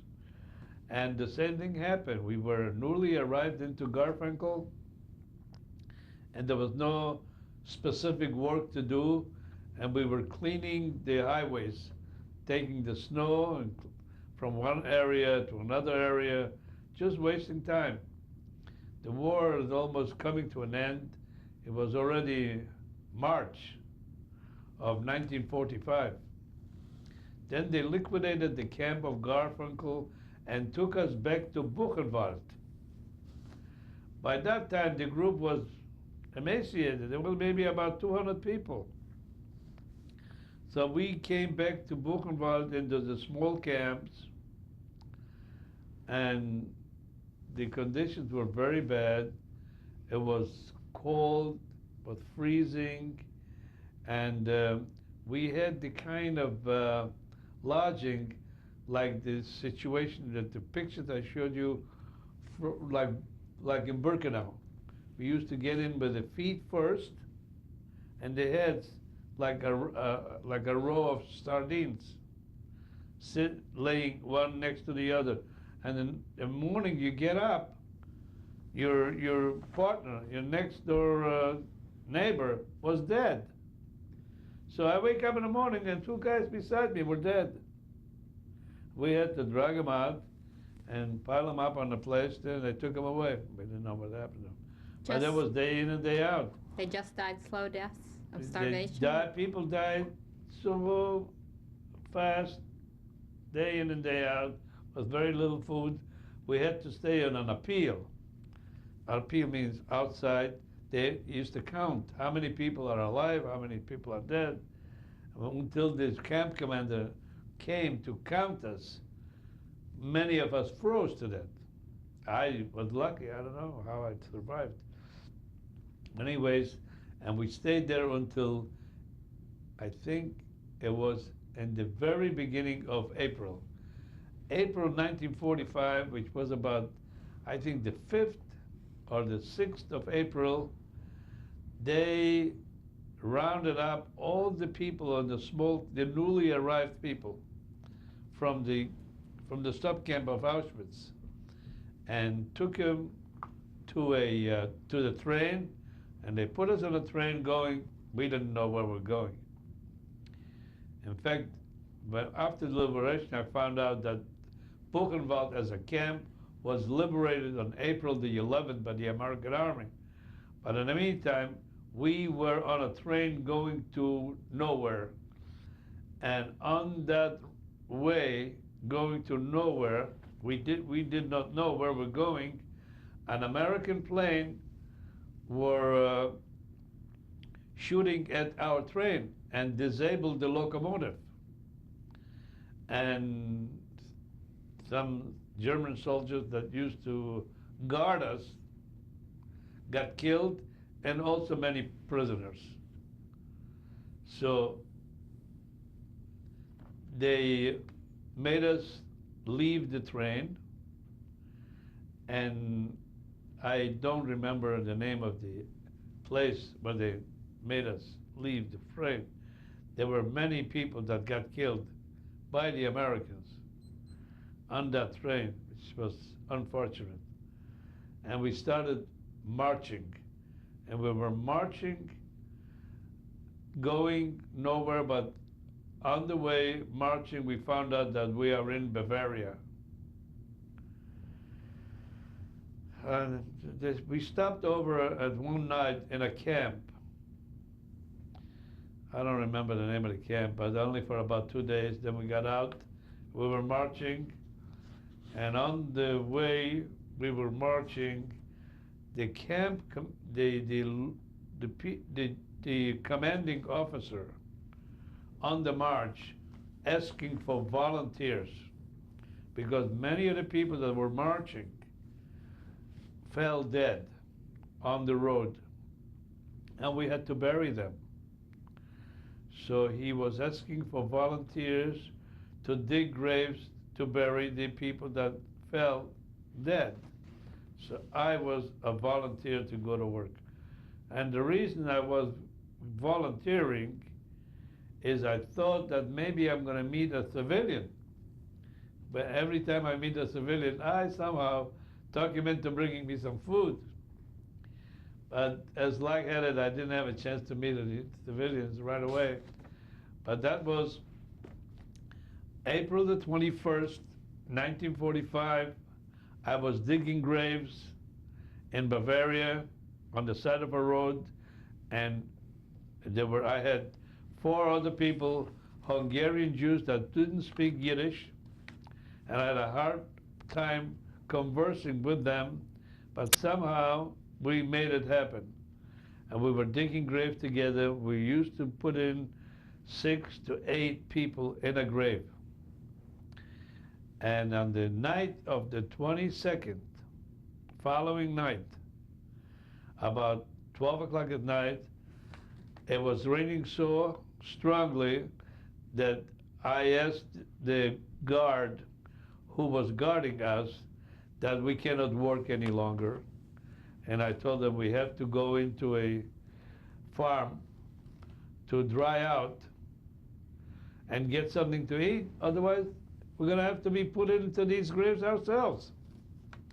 And he agreed, but he told me, but you have to knock on the door and you have to ask the question. I said, I will. And he saw that I have a spade in my hand, a shovel, and it was raining, so he has his carabine turned around, and he was covered up with a raincoat. So he couldn't move. If he said no, I don't know what I would have done, because I was very serious. And he saw in my eyes that I'm very, very serious at the moment. It was a life and death situation. So I knocked at the door of the farmhouse, and a German woman, the farmer's wife or whatever she was, she opened the door, and I asked her that I really didn't ask her, I really almost demanded that she should let us in to dry out. She says, absolutely, no question about it. She welcomed us. And she brought hay and put it on the floor in the kitchen and in their living room. She brought up blankets, put the blanket on, and gave us blanket to cover every one of us, including the soldier the guard that guarded us. And she made us a very thin potato soup, hot potato soup.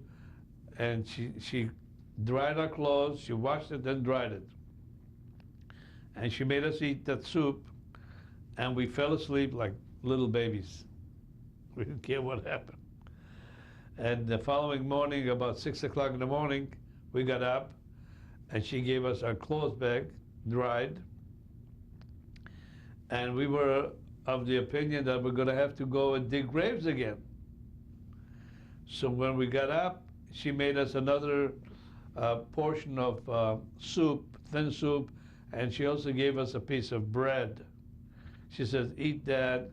It's not much, but I don't want you to have much. She seems to be knowledgeable what she was doing. So we went out from that farmhouse to the road, and we thought that we were going to dig graves. But the soldier, the guard says, we're not going to dig graves anymore. Let the community, the local people, let them do it. We were going to catch up to the group. And that was early morning on April the 23rd, 1945. And the name of the community that we reached, the name of it is called Neuburg Vornwalde in Bavaria. And the moment that group of mine, with 5 people, we reached the rest of the group, we turned around and there were no Germans, no guards. Where did they all go? And there were white flags and hanging out from the little homes, from the farmhouses. And we didn't know what's going to happen. We thought that the German army are going to come back, and the American army or whoever army is going to come after them. So we were a little afraid. So there was a few men that I was in the coal mines with.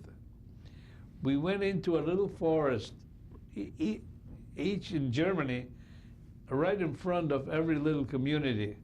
They have like a small forest. So we went into that forest, and we lie down and we waited. We didn't know what's going to happen. And we heard some shooting into that little forest. But we didn't say anything. One of the people that were there were an ex-soldier in the Polish army. So he said, lay down, don't say anything. Then after a while, I had a towel for a shawl. So I took my shawl, my towel, put it on a twig, and we went outside going like we give up, we surrender. But instead of Germans, soldiers, there were Americans. And the American on tanks, big American tanks.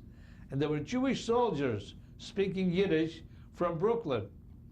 And he told us, don't be afraid anymore, you don't need it.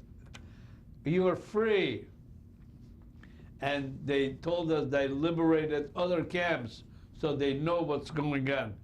And they warned us not to eat because nurses are coming and doctors are coming and they will take care of us, and please don't eat. But at the same time, they gave us chocolate and cans of food, sea rations. He said, you're going to have this for later. But I didn't eat. But there were some people in the group that ate and died because they ate. So unfortunately, they lived to be liberated by the American army, and they didn't have the patience to wait just another hour or so. And that was the day I was liberated, April the 23rd, 1945, in Neuburg vom Walde in Bavaria.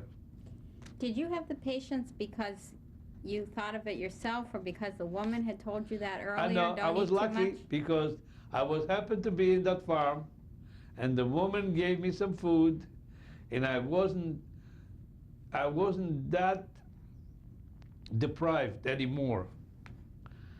I felt like I had something in my stomach, and I listened to the American soldier, and I realized that he had a point there, because the woman told me we should eat very small portions in the beginning to get our stomachs used to food. And I took her advice. Personally, I was, I was rationalizing. She's absolutely right. She's correct. So that was the day of my liberation, and I usually celebrate that day as a new birthday. So actually, I was born April the 23rd, 1945. I'm a young man. Now, you went back to Poland afterwards to look for your brother? I organized a group of boys in that little place, Neuburg vom Walde.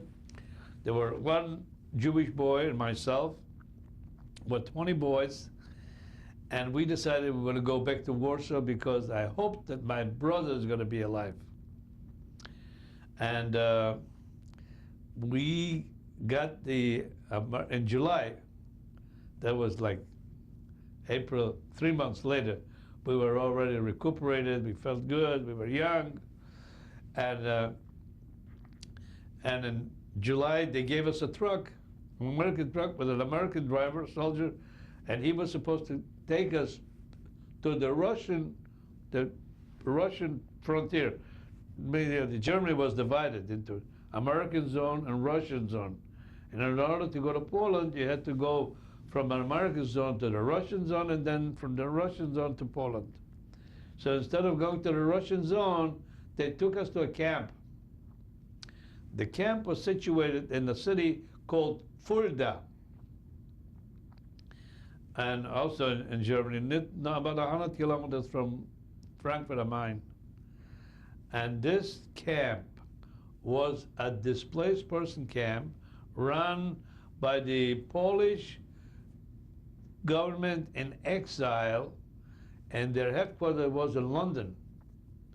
And we got there, and they treated us very nicely. They gave us food and everything. And the Polish officers came in from London, and they warned us not to go back to Poland, because our aim was to go back to Poland. That's what we told the American authorities.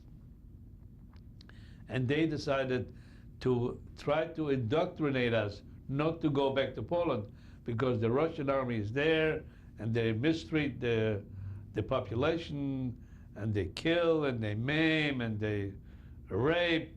They take everything away. It's not safe to go. Why don't we wait until it's going to be safe? All the Polacks are going to go. And so the next day, we broke the fence, cut the fence out because there was a guard didn't let us out. So we cut the fence. It wasn't an electric fence. It was a regular fence. And we just got out one by one. And then we came to a bridge. And a bridge was an American soldier guarding all the bridges because they didn't want they didn't know what's going to happen. So, but the bridge was formed to make sure that the American trucks go through. So he asked us, hey, where are you going? So I told him, we just got liberated by the American army, we're going home. He said, go. So we somehow got transportation from place to place. Farmers took us on horse rides with hay, and then eventually we got to on the Russian side, a city called Chemnitz. In Chemnitz, we met the Russian officers, Jewish officers, and I could talk to them, both Russian and, well, a little bit Russian, but mostly Jewish. And they gave us accommodations. They went into a hotel, they kicked everybody out. Everybody got a room, and they brought us food and everything. Then they took us the next day to the railroad, put us on a train. We went to the Polish frontier. And we had to go from the passenger train, we had to get off on the Polish border. And on the Polish border was also Russians. Somehow they divided the territory. So we went into a flatbed. And on the flatbed, everybody had some belongings, some kind of clothes, whatever. The Americans gave us. And they went into the German homes. And they said, take whatever you want. Because we didn't have anything. So we take suitcases, we put in some stuff, pants, shoes, whatever we found that fit, took us. So when I had a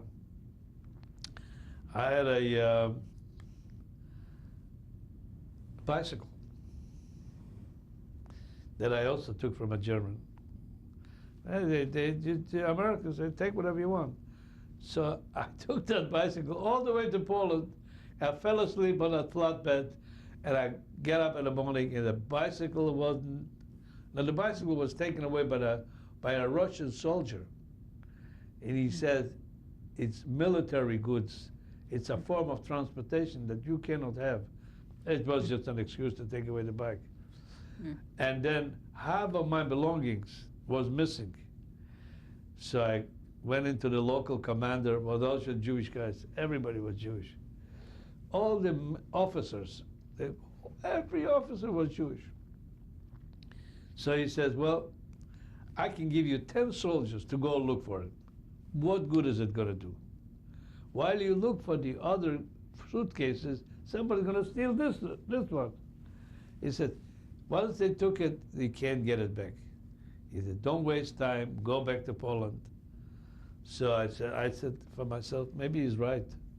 See, when the Russian army came into Poland, they didn't come just as soldiers by themselves. They had their wives, their children, their girlfriends, everybody. Anyways, what happened is you didn't know who they were. So they were Russian. The soldier had his wife, his mother, his uncle, his aunt. Everybody was in the army with them as civilians. They were occupation forces. So they were stealing, they were robbing, they did everything. Finally, I went to a big city like Lodz. I went to Lodz, and I had some friends of mine in Lodz that I was in camp with. And I stayed at their place. It was funny, before I found them, I went to the Jewish community. And I went and lodged to the Jewish community, and it was nighttime. It was 5 o'clock, 6 o'clock at night. It was got a little bit dark.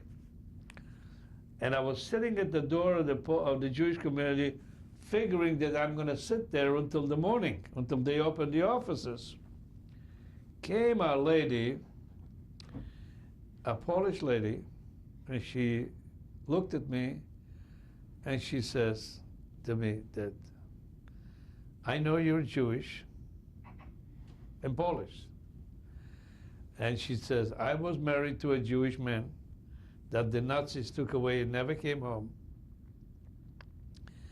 And I know, I realize that you're waiting for the offices to be open, but they're not going to be open until tomorrow morning. So if you want to come to my house, I have a room that I am forced to give to a Polish officer, but the officer went away. So the room is empty and you can stay overnight. But I know that you don't trust me. So I have a couple visiting somebody, a Jewish couple.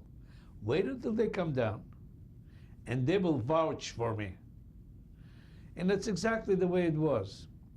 So I was, well, she was waiting for that couple anyways.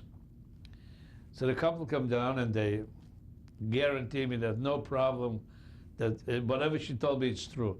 So I went with her to her apartment, and she had a room ready for me.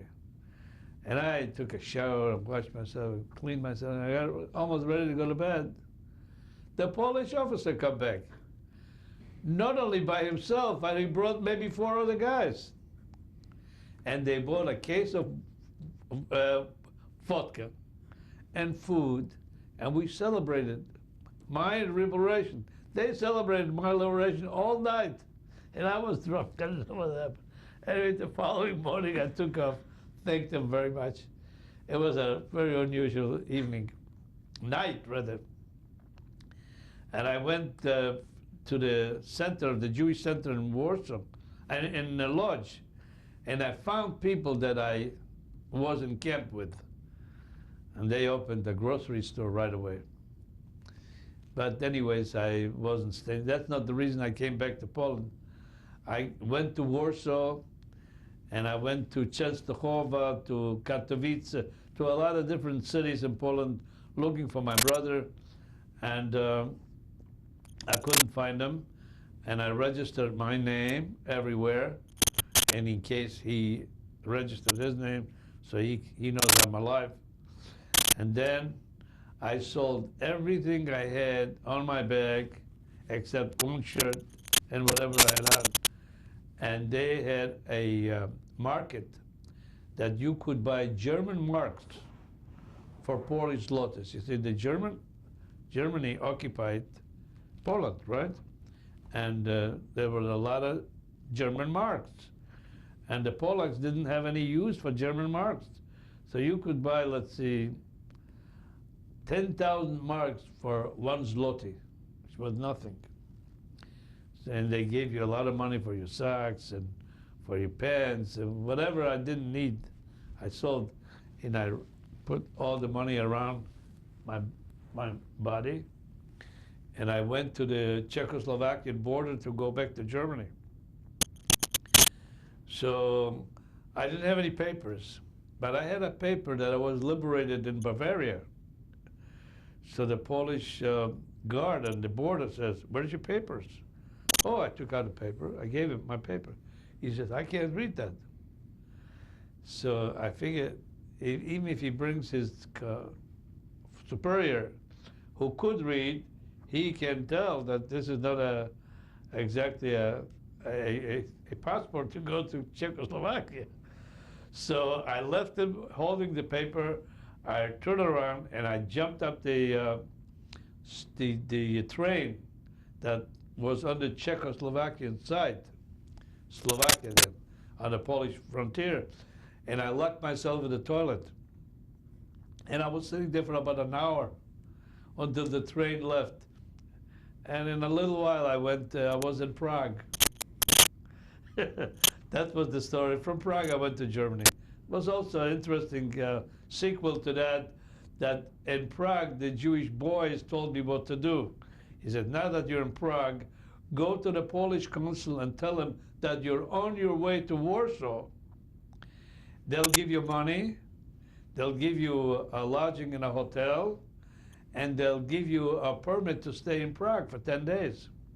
And also, you'll be able to go to a doctor for an examination at no charge. So I went to the Polish consul and I told him, I just came from Germany, I'm on my way to Poland. He said, oh, wonderful. And he did exactly what they told me he's going to do. And he gave me some money because I didn't have the Czechoslovakia kronen they used. And also food stamps. At that time, they still had food stamps. Well, it was 1945. So when I had all these privileges and I went to the doctor pronounced me fit, nothing wrong. It was a very lucky occasion for me to know. And then I went to the Jewish organization that organized transportation to Germany. And their objective was to get all the Jewish boys and girls and families that came through Czechoslovakia, from Poland and Russia to Germany. So from Germany, they should go register, either go to Israel and Palestine at that time, or America, or wherever. At least they'll be out of Poland. So they joined, and the Hayas, whoever was there, worked with all the Jewish survivors to get out of Poland as fast as they can. Why? Because it was a bad place to be. Germany wasn't? After the war. It was worse than Germany after the war. It's worse. It was more dangerous to be in Poland than in Germany. In Germany, they organized displaced person camps. In Poland, they tried to kill you. Jewish people in Poland were in danger. So many Jewish people in Poland joined the police and various communist organizations in order to be safe. Very dangerous life.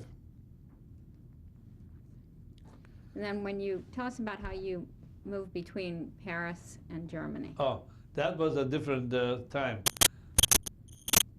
Right now, I'm telling you that the way we completed the exit out of Poland, back to Germany, through Czechoslovakia. Okay, we'll stop here for a minute.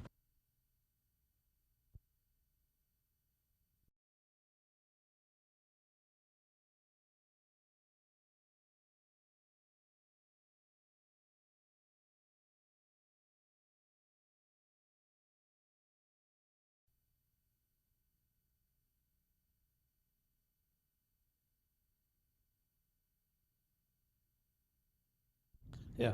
Now we came as a group. We went from Czechoslovakia back to Germany, and our first station was Munich, Germany.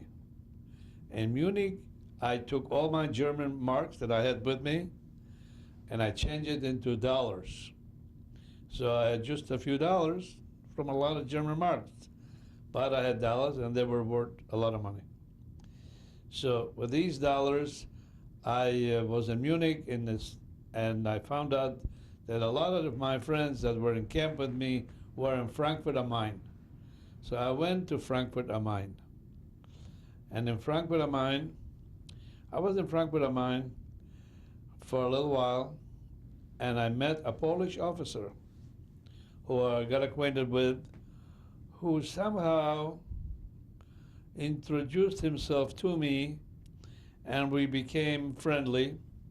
And he asked me if I would be interested to go to Paris with him. If I had money to buy something in Germany, so I could sell in Paris, and the prices on Paris are tenfold. So I trusted him, and he took me to the Polish headquarters, the Polish military headquarters in Frankfurt am Main. I was in 1946 in January. And they gave me a complete custom-made outfit for me as a Polish officer. I was an officer, was a lieutenant in the Polish army, wearing an American uniform with a side saying Poland. And he had all the legitimate papers because he was a real officer. And all the papers listing me with my name, Polish name, date of birth, everything. And we went from Frankfurt. I bought certain things in Frankfurt in order to sell it in Paris. And we went on the American train that went directly from Frankfurt all the way to Paris. No problems. And then arriving in Paris, we went to a certain area and where he knew hotels, and we registered in a hotel. So he left me in Paris and he went to Belgium. But he told me where to go in Paris, but the Jewish neighborhood is. Said that once you go to a Jewish neighborhood, you'll have no problem. You'll find things for yourself. He figured that if I had money to buy stuff in Germany, I'll find my way through Paris. That's exactly the way it was. When I went into the Jewish neighborhood, I found guys and I sold what I had with me, and I got a substantial amount of money. Well, I waited. We had a 10-day furlough in Paris. We were supposed to go back to Frankfurt. That was our idea. 10 days later, he was supposed to pick me up in Paris to go back to Frankfurt am Main, but he never showed up. So I wore the uniform. I went to Champs-Élysées. I walked on Champs-Élysées, and all the Polish soldiers salute me. I'm an officer. Interesting. Then I went back to the Jewish neighborhood, and I got acquainted with a man who has a factory, a clothing factory, and he had dinner in that restaurant, and I had dinner in that restaurant, and we start talking, and I asked him, "How do you stay in Paris? Now that this guy doesn't come back, what do I do?" He says, "Don't worry about it. I'll give you a contract. You work for me for a year, and you don't have to work, but I'll give you the contract. And with this contract, you go to the Préfecture de Police, the city hall, and if you have a contract to work, they give you a permit to stay in Paris." It's exactly the way it was. Now I'm a legitimate citizen of Paris. So I shed my uniform, and I bought some civilian clothes because I had money. And then I met some young Jewish guys, and they told me what to do. They say, "Listen, you have to learn French. Otherwise, it's very hard to live here unless you speak French." So they took me to some kind of organization that had the Eiffel family chateau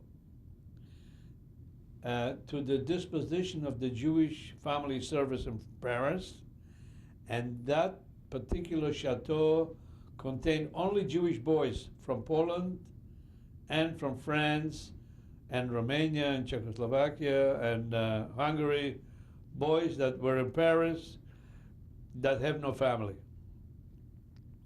And all of us were young single men. And they enabled us every day. We stayed there in the chateau. They gave us food, lodging, no money, no charge. They gave us money for transportation, and we had to go to the L'École L'Alliance Française to learn French. And in 6 weeks, I was speaking French. I had no problem. So I left that chateau, and I rented a hotel, and I went back to Germany. And I bought merchandise, brought it again back as a civilian with different papers. everything legitimate because I was a resident of Paris. So that went on for me for about 3 years. Now, what were those years? From 1946? From 1946 to 1949. And then in 1949, the borders became a little bit more strict. You had to have more official papers, you had to have visas, you know, everybody regained their autonomy or authority. The German area was not like occupied anymore. They had their own government and their own border patrols. So instead of going directly on a train to France and having just one border patrol, we had two border patrols. Now I had a German border patrol and a French border patrol. It gets to be more complicated. So I decided I want to leave, go to America. So I registered in Germany to go to America, and I waited like about 3 months. And I came to America in 1949 in October, about November, in the end of October, beginning November of 1949. I came to a city called Modesto, California. They sponsored me. They only were looking for single Jewish boys, and I was a single Jewish boy. So I was in Modesto for 3 months. I couldn't speak English, so in Modesto they wanted me to go to school, but I was of the opinion that I'm too old to go to school. So all I wanted is a job, and they gave me I got a job by a Jewish man that had a jewelry store in Modesto. And he gave me a job, paid me $25 a week. And with this $25 a week, I was going to school at night to learn English. And they gave me lodging. So the $25 was just for food. I managed pretty well. Then 6 weeks later, I was in January of 1950. I talked to the people of Modesto, and I told them that I speak English well enough to go to a big city because I am from a big city, and I couldn't live in a small community. And they agreed with me. So I went to Los Angeles, and I got myself a job in a rubber stamp company in Los Angeles. And the first 3 days I was in the city, I got a job. And the going rate for the minimum wage was 65 cents an hour. So when I got a job setting type, as barely speaking English, the company offered me $1.35 an hour. I was very happy because it was unbelievable money. And then about 2 weeks later, they said, "We'll give you a raise to $1.65. Plus, we give you all the overtime you can handle." I was very happy. I was all alone, was a single man. And then 3 months after I was in Los Angeles, I bought a car. I bought a car for cash, $350. Much. Well, right away a rich man. Anyways, and I met my wife in the meantime, and we got married in December of 1950. And in December 1950, I still worked as a setting type for a little while. And then I went with my wife buying a pair of shoes, and I looked at that shoe business, and I said, you know, I like that. So I decided to look into it, and eventually I got a job as a shoe salesman. And a few weeks later, I was the manager of a shoe store. And after a certain time being a manager of a shoe store, I opened my own shoe store. So at one time, During my shoe business career, I had the 3 shoe stores in Los Angeles, and I was married. Children were born. I had one son born in 1953, and another son born in 1957, and a third son was born in 1960. They all live in Los Angeles. 2 of them are married, and thank God I have 7 grandchildren. And going back a little while, this is 1990, my wife got sick, and she died in March of 1990.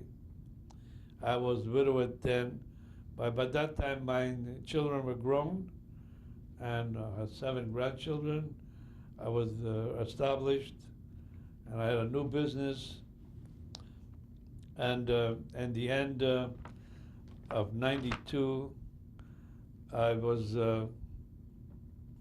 lucky enough to get acquainted with a lady that happened to be my wife at the present, and her name is Rita Lowy Moore. And we're married. We know each other for about 3 years, but been married about 1.5 years. And she is a member of my family, as well as her family is a member of our family. 2 families got together, and we just like each other so much. It's almost like loving each other. Especially the grandchildren and my children are in love with her. That's for sure. And her children have a wonderful relationship with me. That's good. So this is my story. And you're still in the construction business at this point? Right now, I am in the construction business.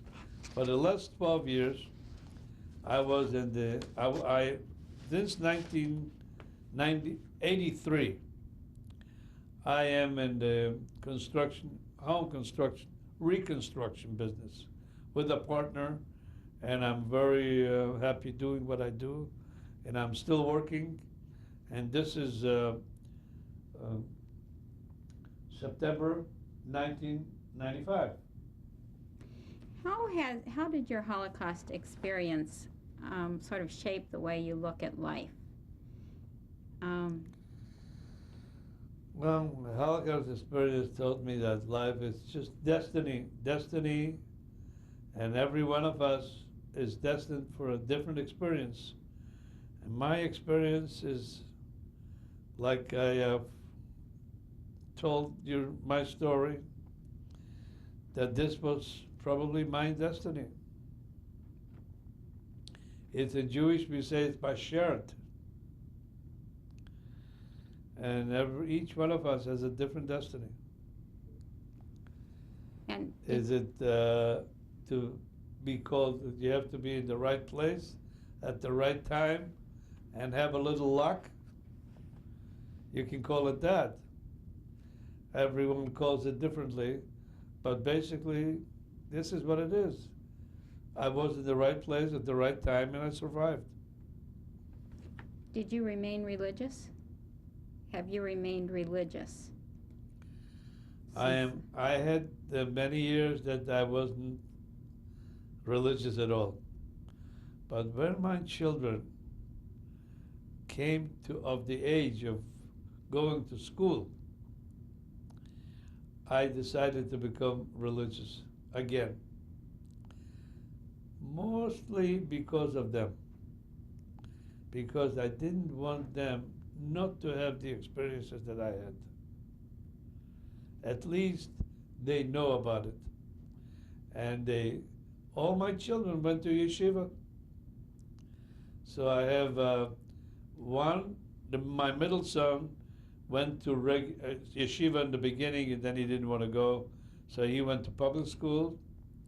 And my oldest son went to yeshiva, and he graduated the yeshiva school in Los Angeles, and Rabbi Wasserman's yeshiva in the West Side. And he's a highly educated person. He is a PhD in psychology. And my middle son became a CPA. And my youngest son went to Hebrew school all his life, except for the universities. He graduated the Rambam in the West Side, Rambam High School.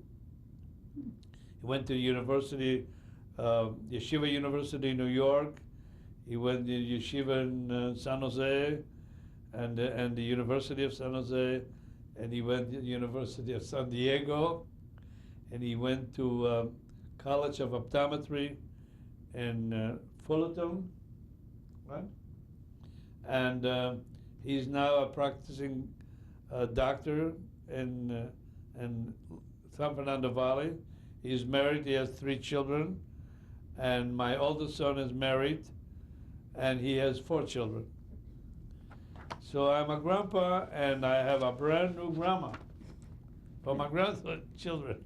Would you say that having your family, your children, and your wife, your 2 wives, one after the other, helped you fill the emptiness that you felt losing your family so early? You lost everyone.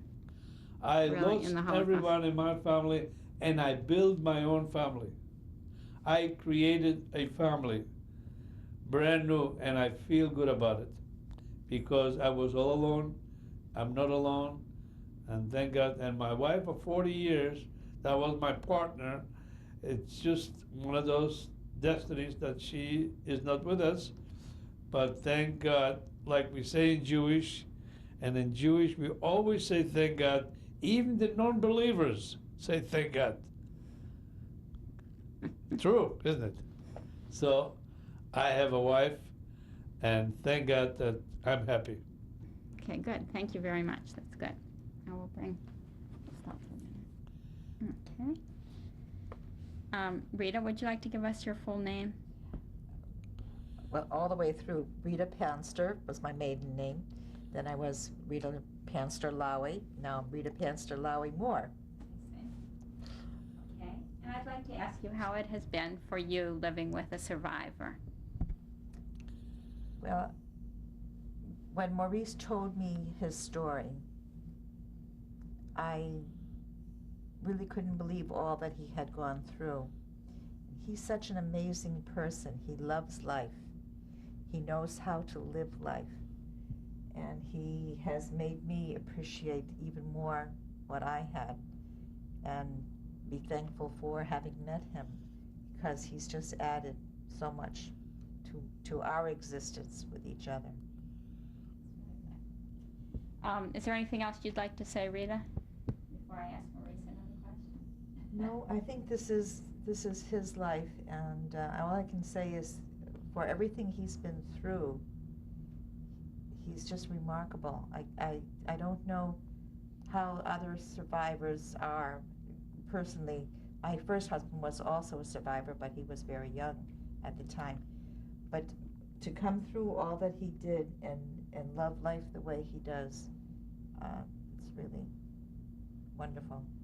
Maurice, you did talk about how you believe that a lot of what happened to you was destiny. Is there anything else that you would like to say to future generations based on the Holocaust? Well, destiny is also something that you make. You make it happen. You have to believe in yourself. And life is very precious because we only have one time around. So when we respect life and the things that were given to us, it's a miracle in itself. Okay, good. Well, thank you very much. This document shows that I was a prisoner in Auschwitz, and I arrived to Auschwitz on in the month of December 1942. I was taken out of Auschwitz from a subcamp of Auschwitz to Buchenwald in January of 1945. And this is a statement from the now governing office of the museum in Auschwitz in Poland.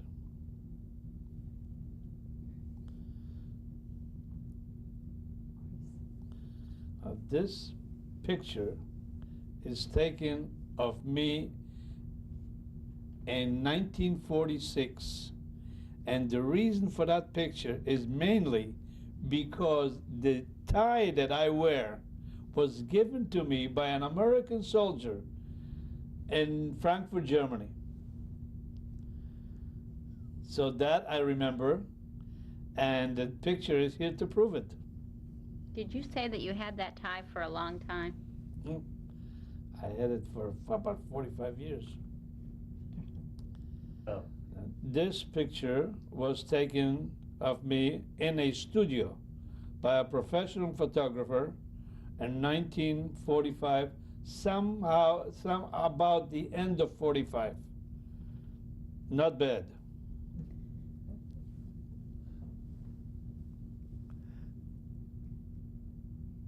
Yeah. This picture depicts a memorial to the ghetto fighters in Warsaw, which is built on the area where I used to live before the war. That street does not exist anymore as a functioning street, except it's a memorial park in the city of Warsaw. This picture is part of the memorial to the ghetto fighters of Warsaw, depicting the leader, and his name is Anilewicz. He was killed in the fighting in the Warsaw Ghetto You in said, 1943. Maurice, you said that when you went back to Warsaw, it was not the same as before.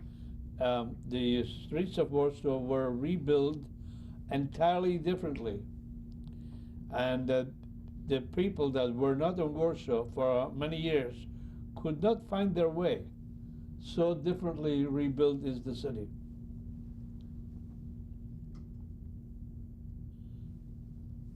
This is the gates in Auschwitz that I came through in 1942 in December. The same gates, the same camp that I revisited in 1995 to the 50th anniversary of the liberation. And the sign above the gate? The sign above the gate says? The sign above the gate says, Arbeit macht frei. Work keeps you free.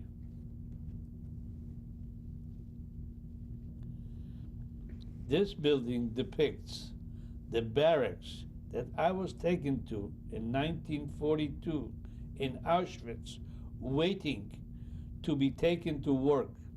I spent there 10 days and the month of December in 1942. Luckily so, for me.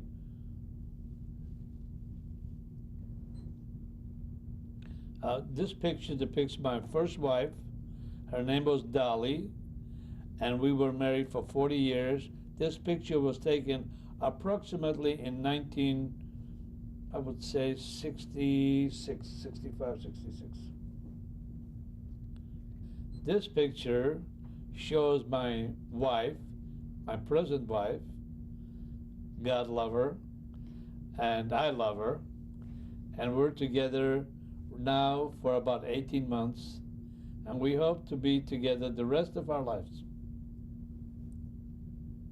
Tell me when. Okay. This picture to the left represents my wife and I and my 3 sons. And to the left is Ira, he is my middle son. Next to him, to his right, is Jen, Dr. Jen Moore, and myself and my wife, and then Dr. Brian Moore, my oldest son. And this was during your wedding? And this is during our wedding. And the date again? 1990, May 29th. May 29th. 94. Right. May 29th, May 1994. Yeah, May 29, 94. This picture depicts the elderly lady is my wife's mother, and her name is Ray Panster. Next to her is my daughter-in-law, Anne, my son Brian's wife. Next to her is the lady. Her name is my daughter-in-law. She's Lori. And next to Lori is my granddaughter, staying next to my wife. Her name is Jessica. My wife's name is Rita. Next to Rita is my son Ira. And then next to Ira, a little bit to the right, is Brian, my oldest son. And right in front of him, next to myself, is my son Jan. Next to me, standing to my right, is my grandson Richard. And the next to him, the young man, is my grandson Jason, standing up. Now we're going to the girls. The girl next to Jason is Shelly. She is between two boys. And the little girl, and to the left is what's her name?